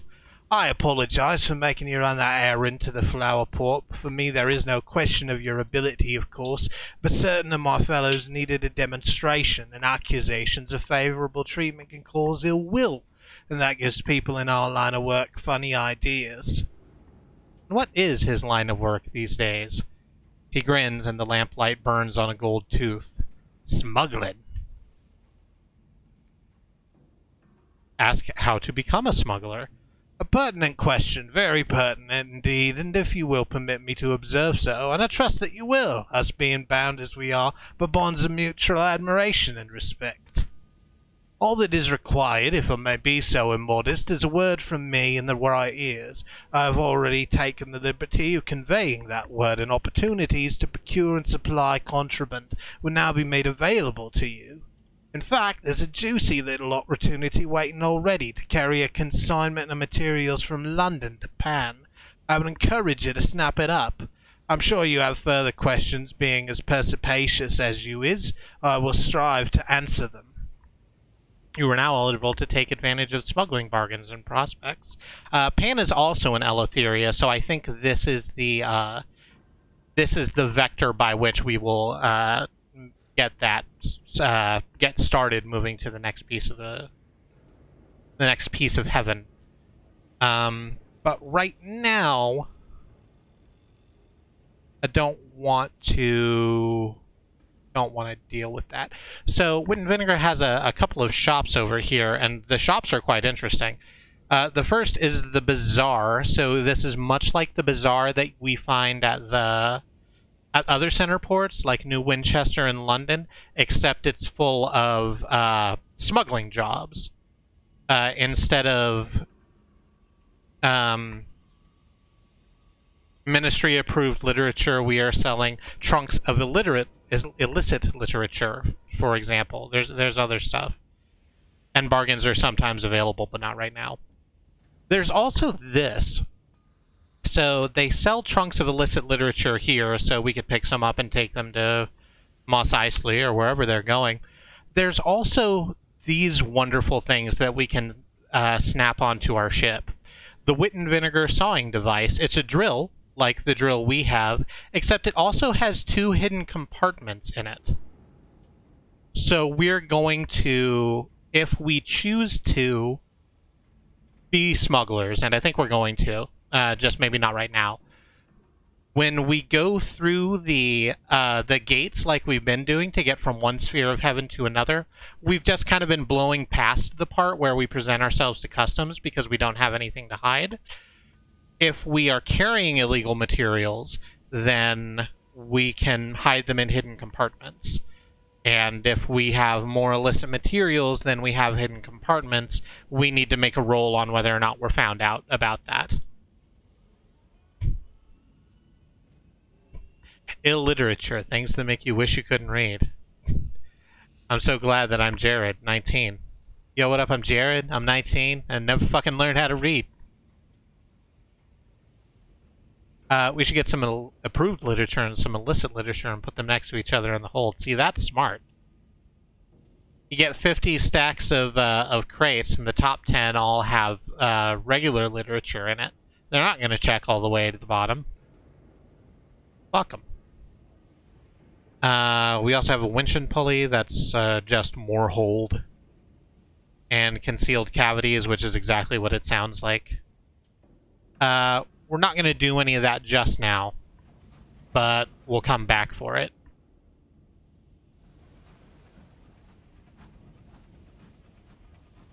Cavities, what, like fillings? It's like fillings, except instead of like dental putty, it's honey made from memories or dirty books. You know, just regular stuff. Like you get. Like you do.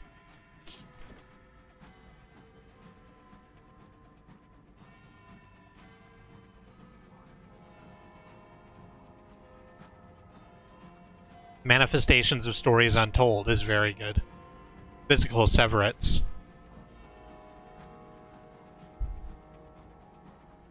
I'm being told that's meant to say secrets.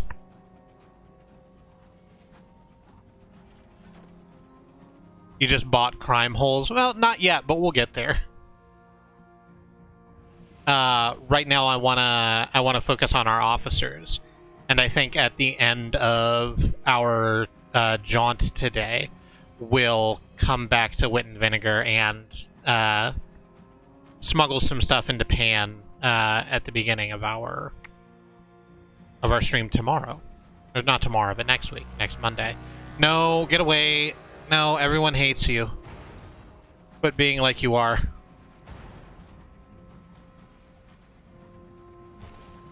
What? You... Okay. Thanks, asshole. Stuff those holes full of crime like a good manicotti. Oh, like a good manicotti, not as though I am a good manicotti. I don't know what that would mean. You need to bring these dirty books before Don Manicotti. There's a thing over there, but I don't think that's it. I think the thing we're looking for is further this way.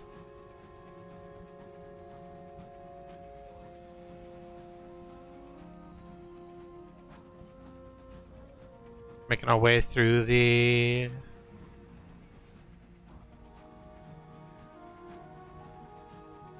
through the horrible glass fields that I hate.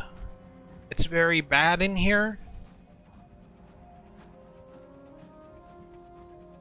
There's some noises that I'm not terribly happy with. There's a thing over here. That might be it. It's definitely going to be around here somewhere. Oh, please don't turn into tentacles. No, it's fine. You didn't turn into tentacles. You still suck, and I hate you, but at least you're not tentacles. This is the thing it was leading me to. So let's just explore it.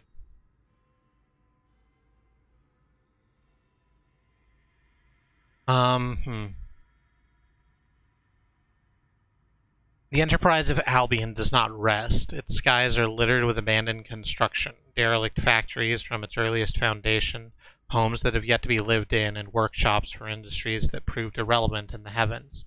Here is a tenement of empty housing that has never been occupied. It rests quietly beneath a blanket of dust. Let us rest and recover. There's some noises that I'm not terribly happy with as me playing literally any horror game. I think, yeah. Horror games tend to have very good sound design.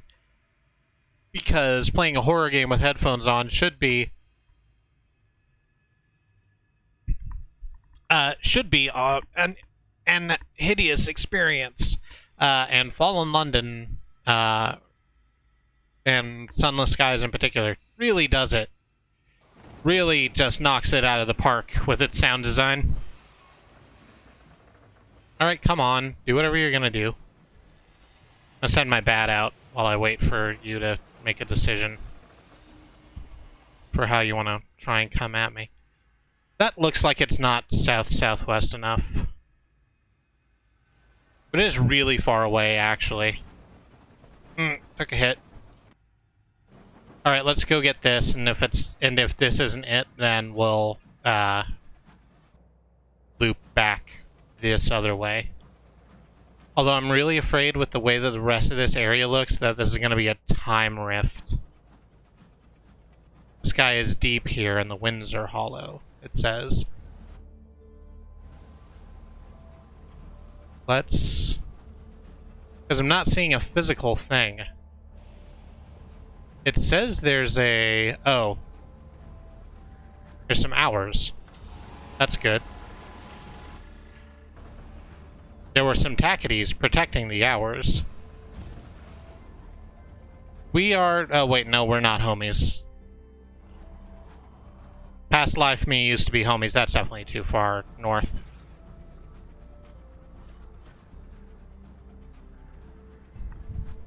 I don't know, most games take the lazy way out and just use a quiet, droning, low note, which causes panic without any effort. You're not wrong. And I agree that that's a problem. I think that you can do a little bit better. And Sunless Skies does better. Beyond the fact that, like, all of the rest of its stuff is great, the, like, slow chugging of the engine, the way that the whistles, all of the individual types of fucking train have their own whistle to let you know precisely how fucked you are. A windswept habitation. We can make repairs to our engines, sort of. I think I would rather just get some rest. There's another thing more south. The spoop noise. Is that like the brown note? The incautious driver says there. Hurrah! A vine-knotted structure. Whatever this place was intended to be, its inhabitants are long gone. The entire building seethes with overgrown vines, burrowed deep into the foundations and climbing high enough to smother the roof in an inescapable embrace. Let us escort the incautious driver, who is drawn to something deep within the structure.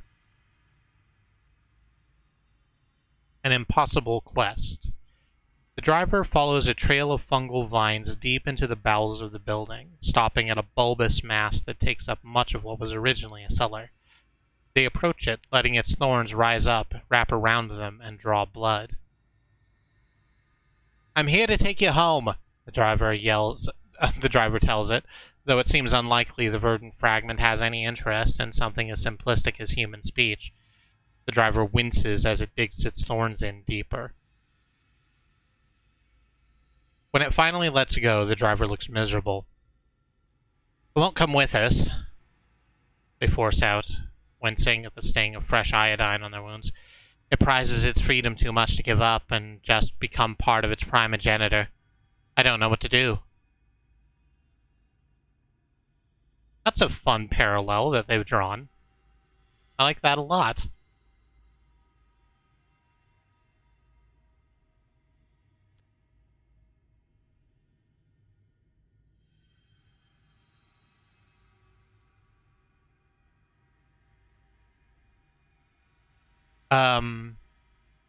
Whatever this place was intended to be, its inhabitants are long gone.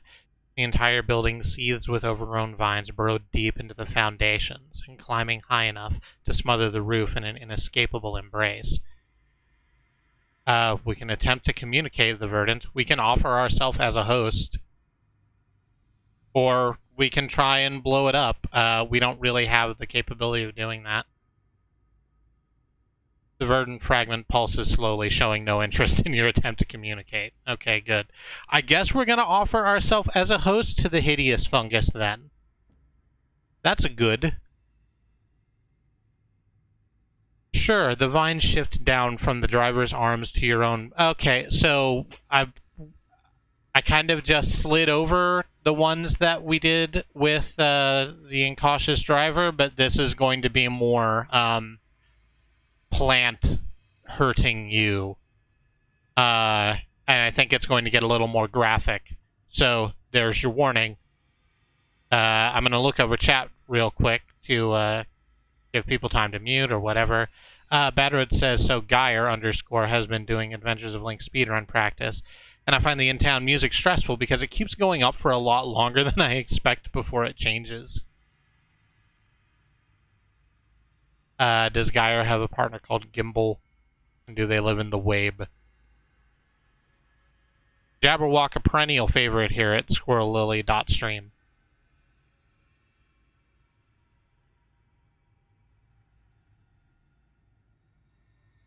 Do you have mushroom in your brain for it? Asks Katie. We have some room. I don't know how much it is.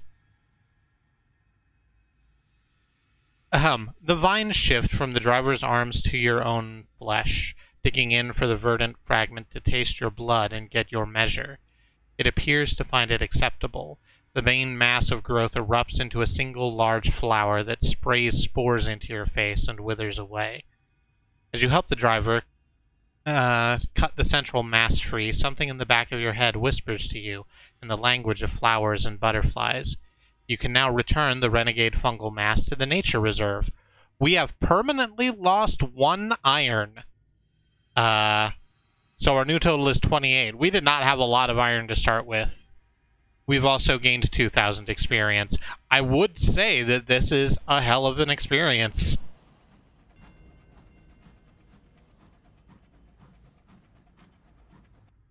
I'm also very glad that the plant likes our blood. It's not horrible like a bit. Don't worry about it. Katie stomps feet. Renegade. Fungal. Mass. Shroom. Heaven. Now. Well, you know what those slowly moving turbines mean, and that's that the verdant... that Her Majesty's hideous sun is upon us. Look at my horrible sun. There is a lot of chromatic aberration.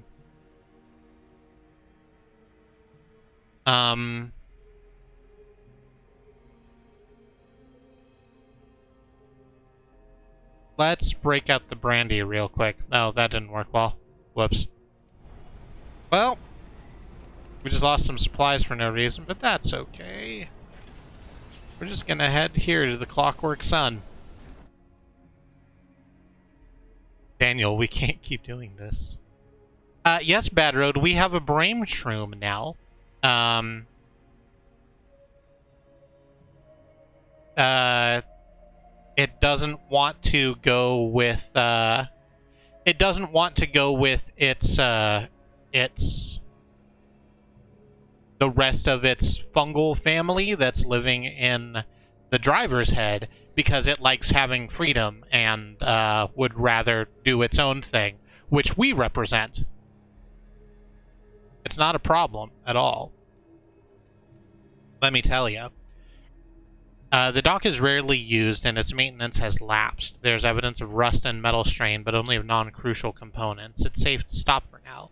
Once inside the dock, the Dun's scouring light is diminished. Let's go scavenging.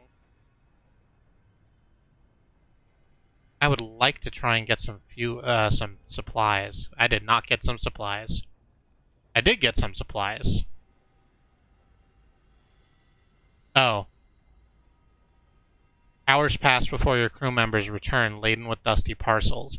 The leader now walks with the aid of a stick. The Dawn Rat is not with them.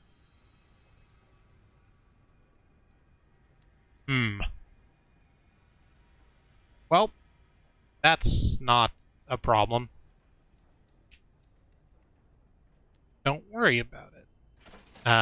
Let's get some more fuel and head out and away from this most horrible sun.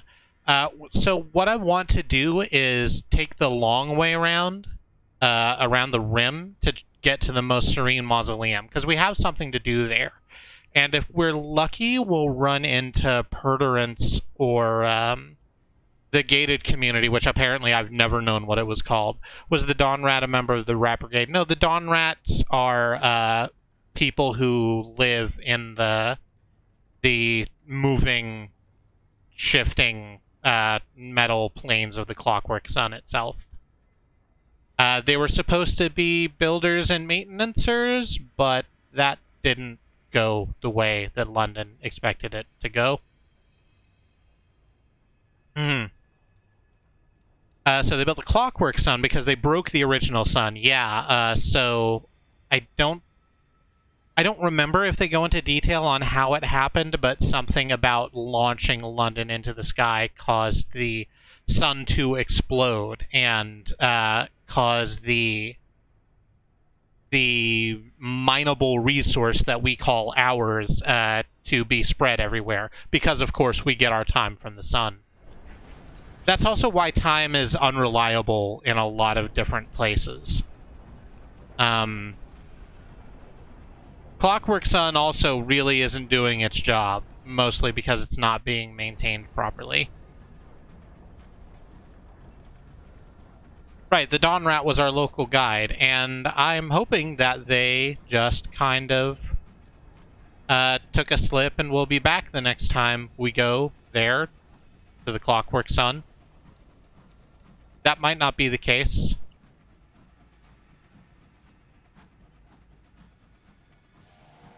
Here's a Marauder. You can just get fucked, actually. Let's send out our bat friend. Oop, well, there's something over here. It's a port, too.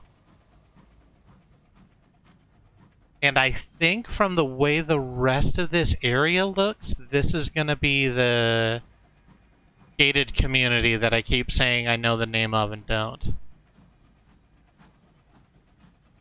And I don't think we have anything that we need to do there, but it'll be nice to stop in, because it's actually a pretty cool area.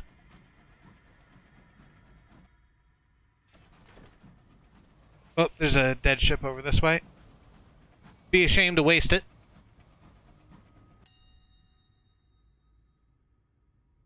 We could repair the hull, but I think let's just grab some stuff.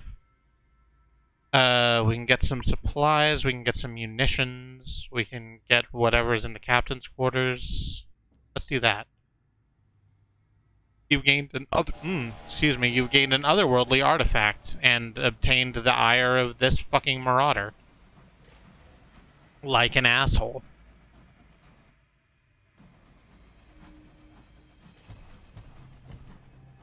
Uh-oh. No, no, no. Dreadnought. Dreadnought, please.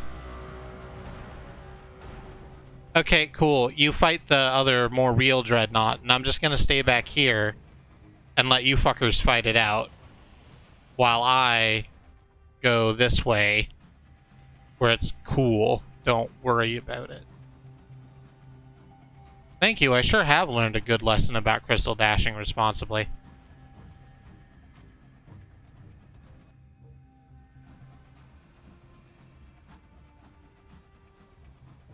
Were it me, I would simply go over here where it's cool.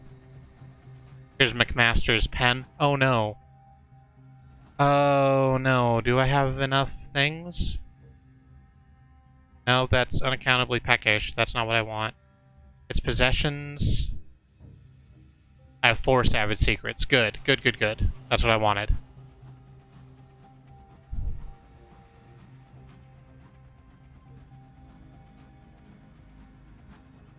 And compared to all of the horrible smog and iron everywhere else, we have this nice, wonderful community. It's just nice back here. It's the Rochester Club. Except it's not called that. That's the one thing.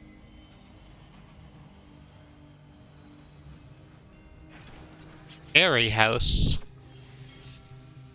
How many pens does McMaster have? 15? Oh, it's fine. It's the Royal Society. There it is. Good. So we're not going to spend a lot of time right now here because we have another thing that we want to go do real quick. But the Royal Society is where most of the inventions come from. This is a place of science and logic being kept very carefully maintained to help promote the mental growth of the brilliant scientists working here. Which is kind of shit when you consider that they could do this everywhere else and don't. But hey, Mr. Menagerie is here. We can buy scouts from Mr. Menagerie, but he will move on after our visit. So,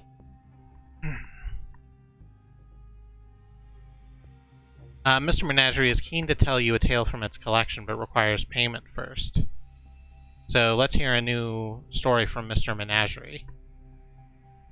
Mr. Menagerie gestures to the Ormswald out beyond the cozy confines of the Royal Society.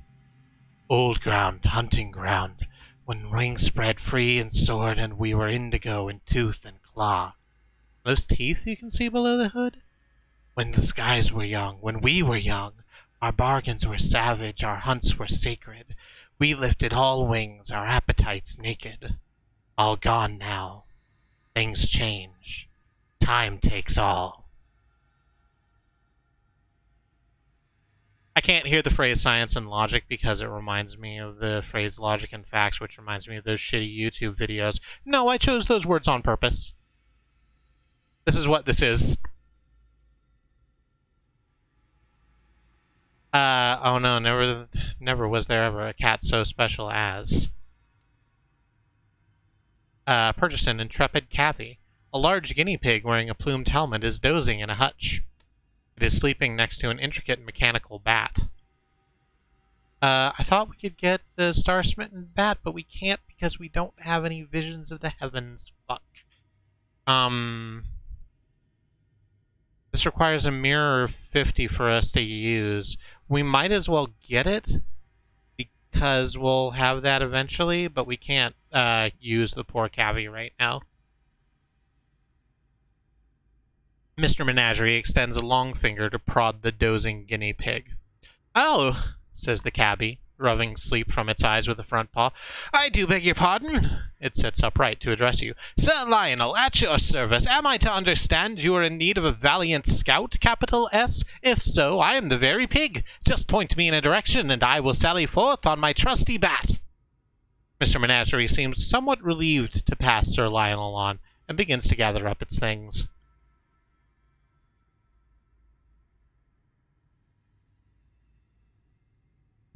Have you not watched Cats? If not, good for you. Oh, this is the film. The film based on the musical that you're talking about? I like you game can be shitty about this all you want, but I like Sir Lionel and I like his mechanical bat.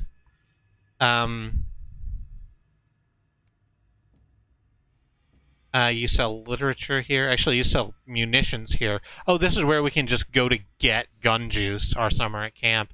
So that's a good thing to know. We don't need any right now. They also sell a lot of really interesting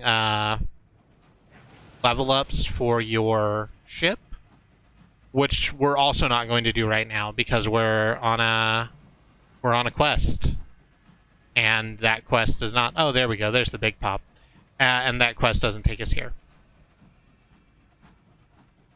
The original musical. I don't know what the weirdly sexy one is like.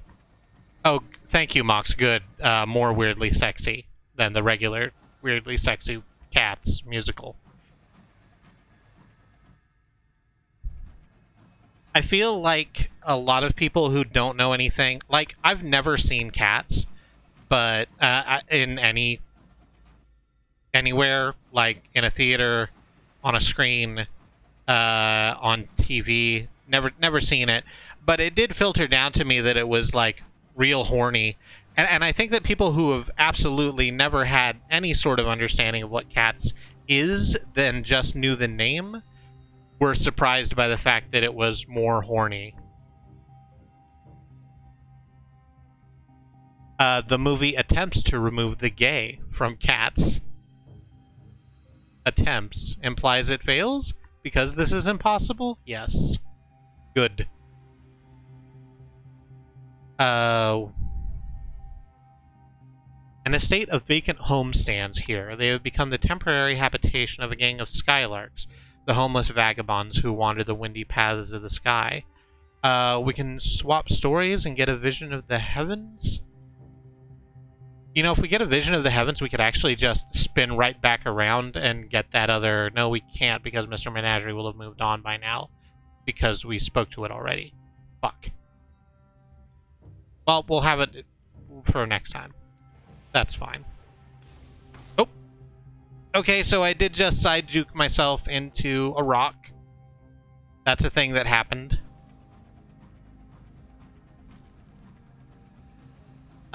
Because I took my hand off the keyboard and didn't stop to check where my fingers were placed before moving along. And that's fine. That's just what happens. I don't think Perturance is going to end up being this way, but we're gonna keep sending out scouts real quick on our way to the Serene Mausoleum, but I think we're going to be... Oh, we might see the exploded sun on our way, so that'll be fun to look at. And then we'll do this thing for the clay conductor, and then we'll call that the stream. I'm just letting you know, I understand it's crawling along 11 o'clock here, which means it's midnight in the Eastern time zones. And if you've stuck with us for this long, thank you. Hopefully you'll stick with me a little bit longer. And we'll just see what goes on. Watch what happens live.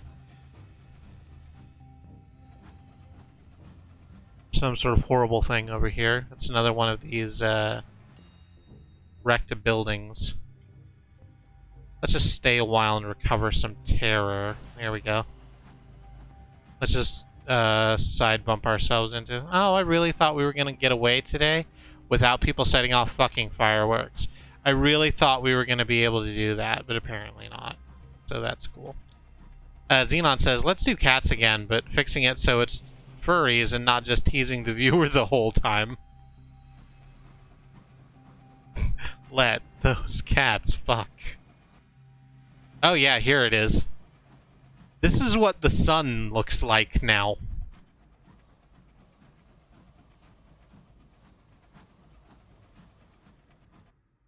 I think this counts as a horror? It is, really psychically upsetting.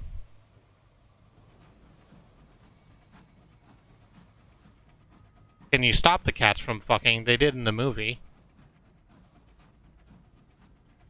No, it's not a normal sun. It's a dead one. That's the thing. They had a perfectly good sun, and then they did fuck it all the way up. Look at it. It's got anxiety.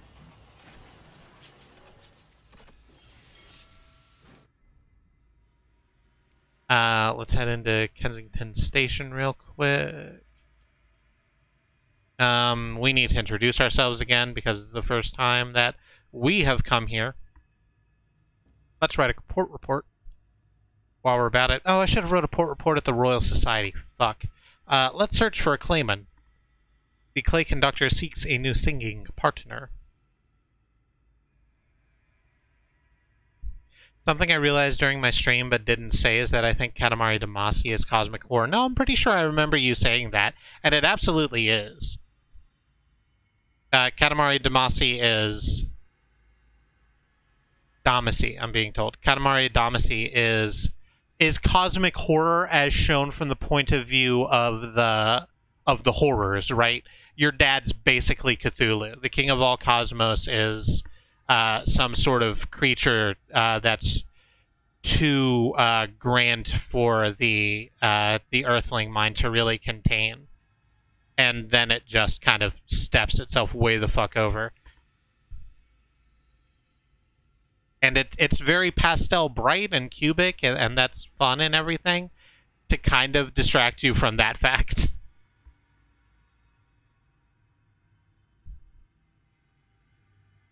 The most serene mausoleum is full of mourners, tourists, and aristocrats seeking to reconcile themselves with death, one way or another. The claymen are conspicuous in their absence. The clay conductor lumbers gloomily among the mourners, searching fruitlessly for someone who resembles himself. Eventually, the cheery registrar appears. "I'm sorry," she tells you. "Your friend is making people miserable." You explain your situation, and she relents. After a brief consideration of those interred in the mausoleum, she suggests that you seek an audience with the engraved mourner, a man of polished marble. He is one of the deathless. You will need to gain the favor of the deathless through meeting them in the mausoleum before you can arrange an audience with the engraved mourner. We can do that. Let us approach the deathless. Speak with the macabre counselor? Can we up our hearts real quick to make that a better roll for us? I think we can. 2 hearts, 6 iron, 6 hearts. You're gonna do what you're gonna do. I think you give hearts 4 hearts. Yes. 6 veils, 2 irons, 2 heart, and then our little Skyworn urchin gives us heart as well. So let's perhaps not to back out and then go back in and see what that does. Pumps it up to 82. Success! I can feel it. I can feel the cosmos. Everyone is being consumed, but they like it? I think King of all Cosmos is more like Azathoth. I don't know that much about the various Lovecraftian works. They cheer and tell you how wonderful it all was. I mean, afterwards, and certainly in We Heart Katamari, that's the way it is. But they do shoot at you, like in Katamari Damacy.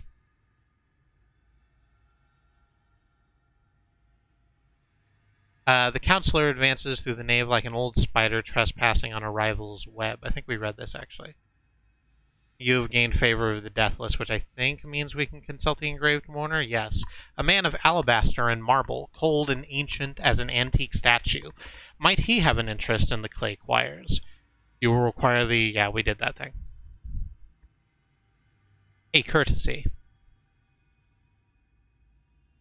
The engraved mourner consents to a meeting in his many-pillared chambers. You sit on couches of blue stone and drink wine in ivory cups. The conductor hunches, his form far heavier than the furniture can support. while the mourner reclines elegantly upon his divan. Divan. Divan.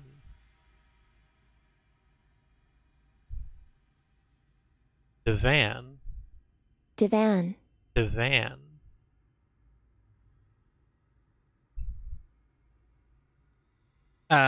The conductor lurches, his form far heavier than the furniture can support, while the mourner reclines elegantly upon his divan.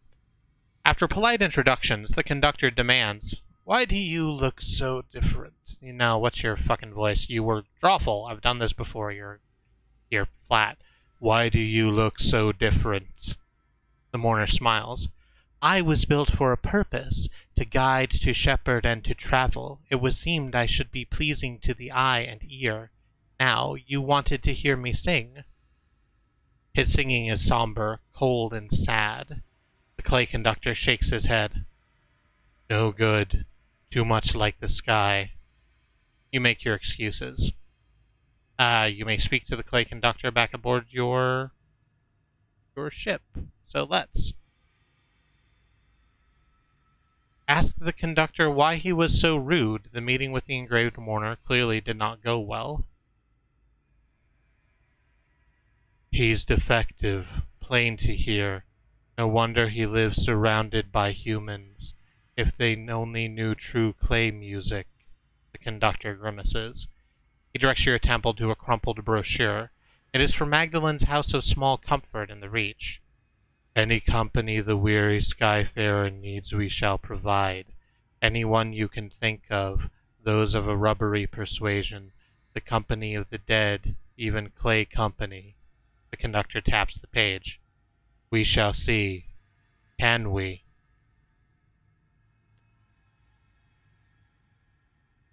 Let us spend some time with the clay conductor.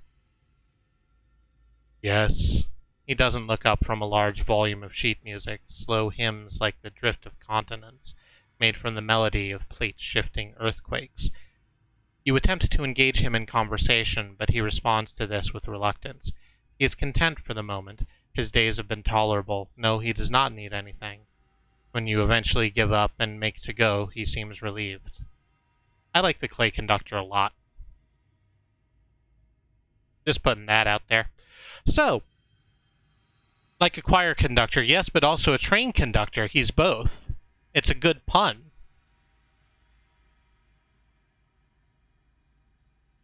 So, this is going to be the stream for the evening. Thank you all for joining me. I'm going to just go ahead and hit some buttons. That's not it. Let's do this button first. Let's hit the close button. And then we hit this other button that goes to the outro screen. Hey, everyone. Here we have the outro screen. I've been Kristi, one of 5 women who stream on this channel, along with my wife Katie and her sisters Annie and Alice and Sue. We stream 6 days a week on this channel, so if you aren't following us already and wish to interact with the follow button in a way comfortable and appropriate to your sensibilities, we would enjoy that, and you would be able to see when we go live. Let us run down our schedule, which can be seen physically at the link in chat, she says, typing in the word schedule.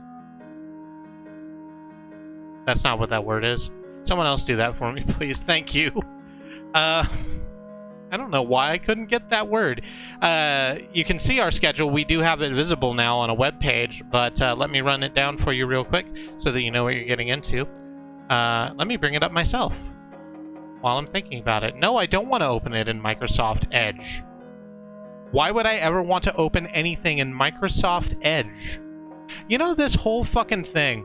I had an update recently for Windows 10. It was like, oh, you need to update and restart your computer real quick. And I'm like, okay, maybe they had a securities thing, whatever, that's fine. So I did it, and the second is like popped up, it's like, we've improved Microsoft Edge. And I'm like, fuck off, you didn't need to get me to restart my computer for that.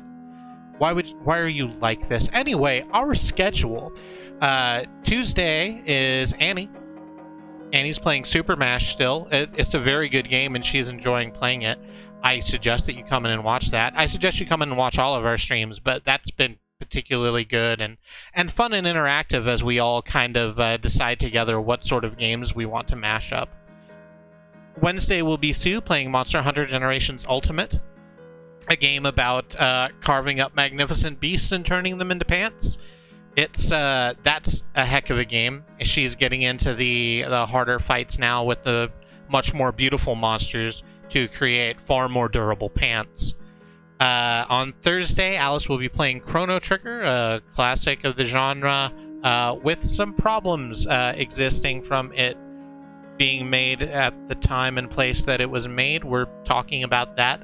The game is still good and has a good message, but we will be looking at it critically, as we should interact with all things we enjoy with a bit of a critical eye. Friday will be Katie playing more Mario and Rabbids Kingdom Battle, the game where you took two... Yep. No?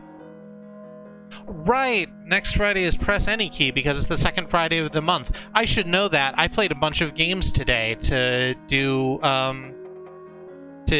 pre-pro for that. I've been streaming for a long time. I need to go to bed. Next Friday is Katie with her monthly dive into independent games with Press Any Key. The theme is the Dog Days of Summer, which we are in. It is starting to climb over 100 degrees here in the state, and we can get some sweet relief watching Katie play some independent games. Saturday we don't stream, and Sunday will be our community day. I don't think we know what that is quite yet. We'll talk about it amongst ourselves and get back to you when we get back to you. And then next Monday is going to be me again, playing more Sunless, guys, where we'll head to Purderance, probably, and get some last things done in Albion and the Reach before we head off to Eleutheria. And that's everything as far as that goes. Again, thank you so much for people who continue to support us by subscribing or throwing bits at us. And if you have some extra time, money, and energy to give, please do support the Black Lives Matter movement as they continue to attempt to make things better for Black Americans in this country, and just all over the world. I always feel inadequate when I try and talk about this, but it is important to me in a way I don't think I can reasonably get forward. I'm going to move on now before I say something that embarrasses myself. And if you hit donate in chat, there will be some places where you can get ideas for that, as Mox did previously. Thank you, Mox. What else? Is there something else I need to talk to you about? YouTube. We have a YouTube that collects all of our VODs at youtube.truck.community. I need to go edit the last couple weeks worth of videos there, but it's there. Going back for multiple years now. It's an incredible collection, and if you ever want to watch 5 queer women play games for literal months worth of content, it's there at youtube.truck.community. That's everything I need to say to you, I think. Thank you so much for joining me. And until I see you next time, stay safe.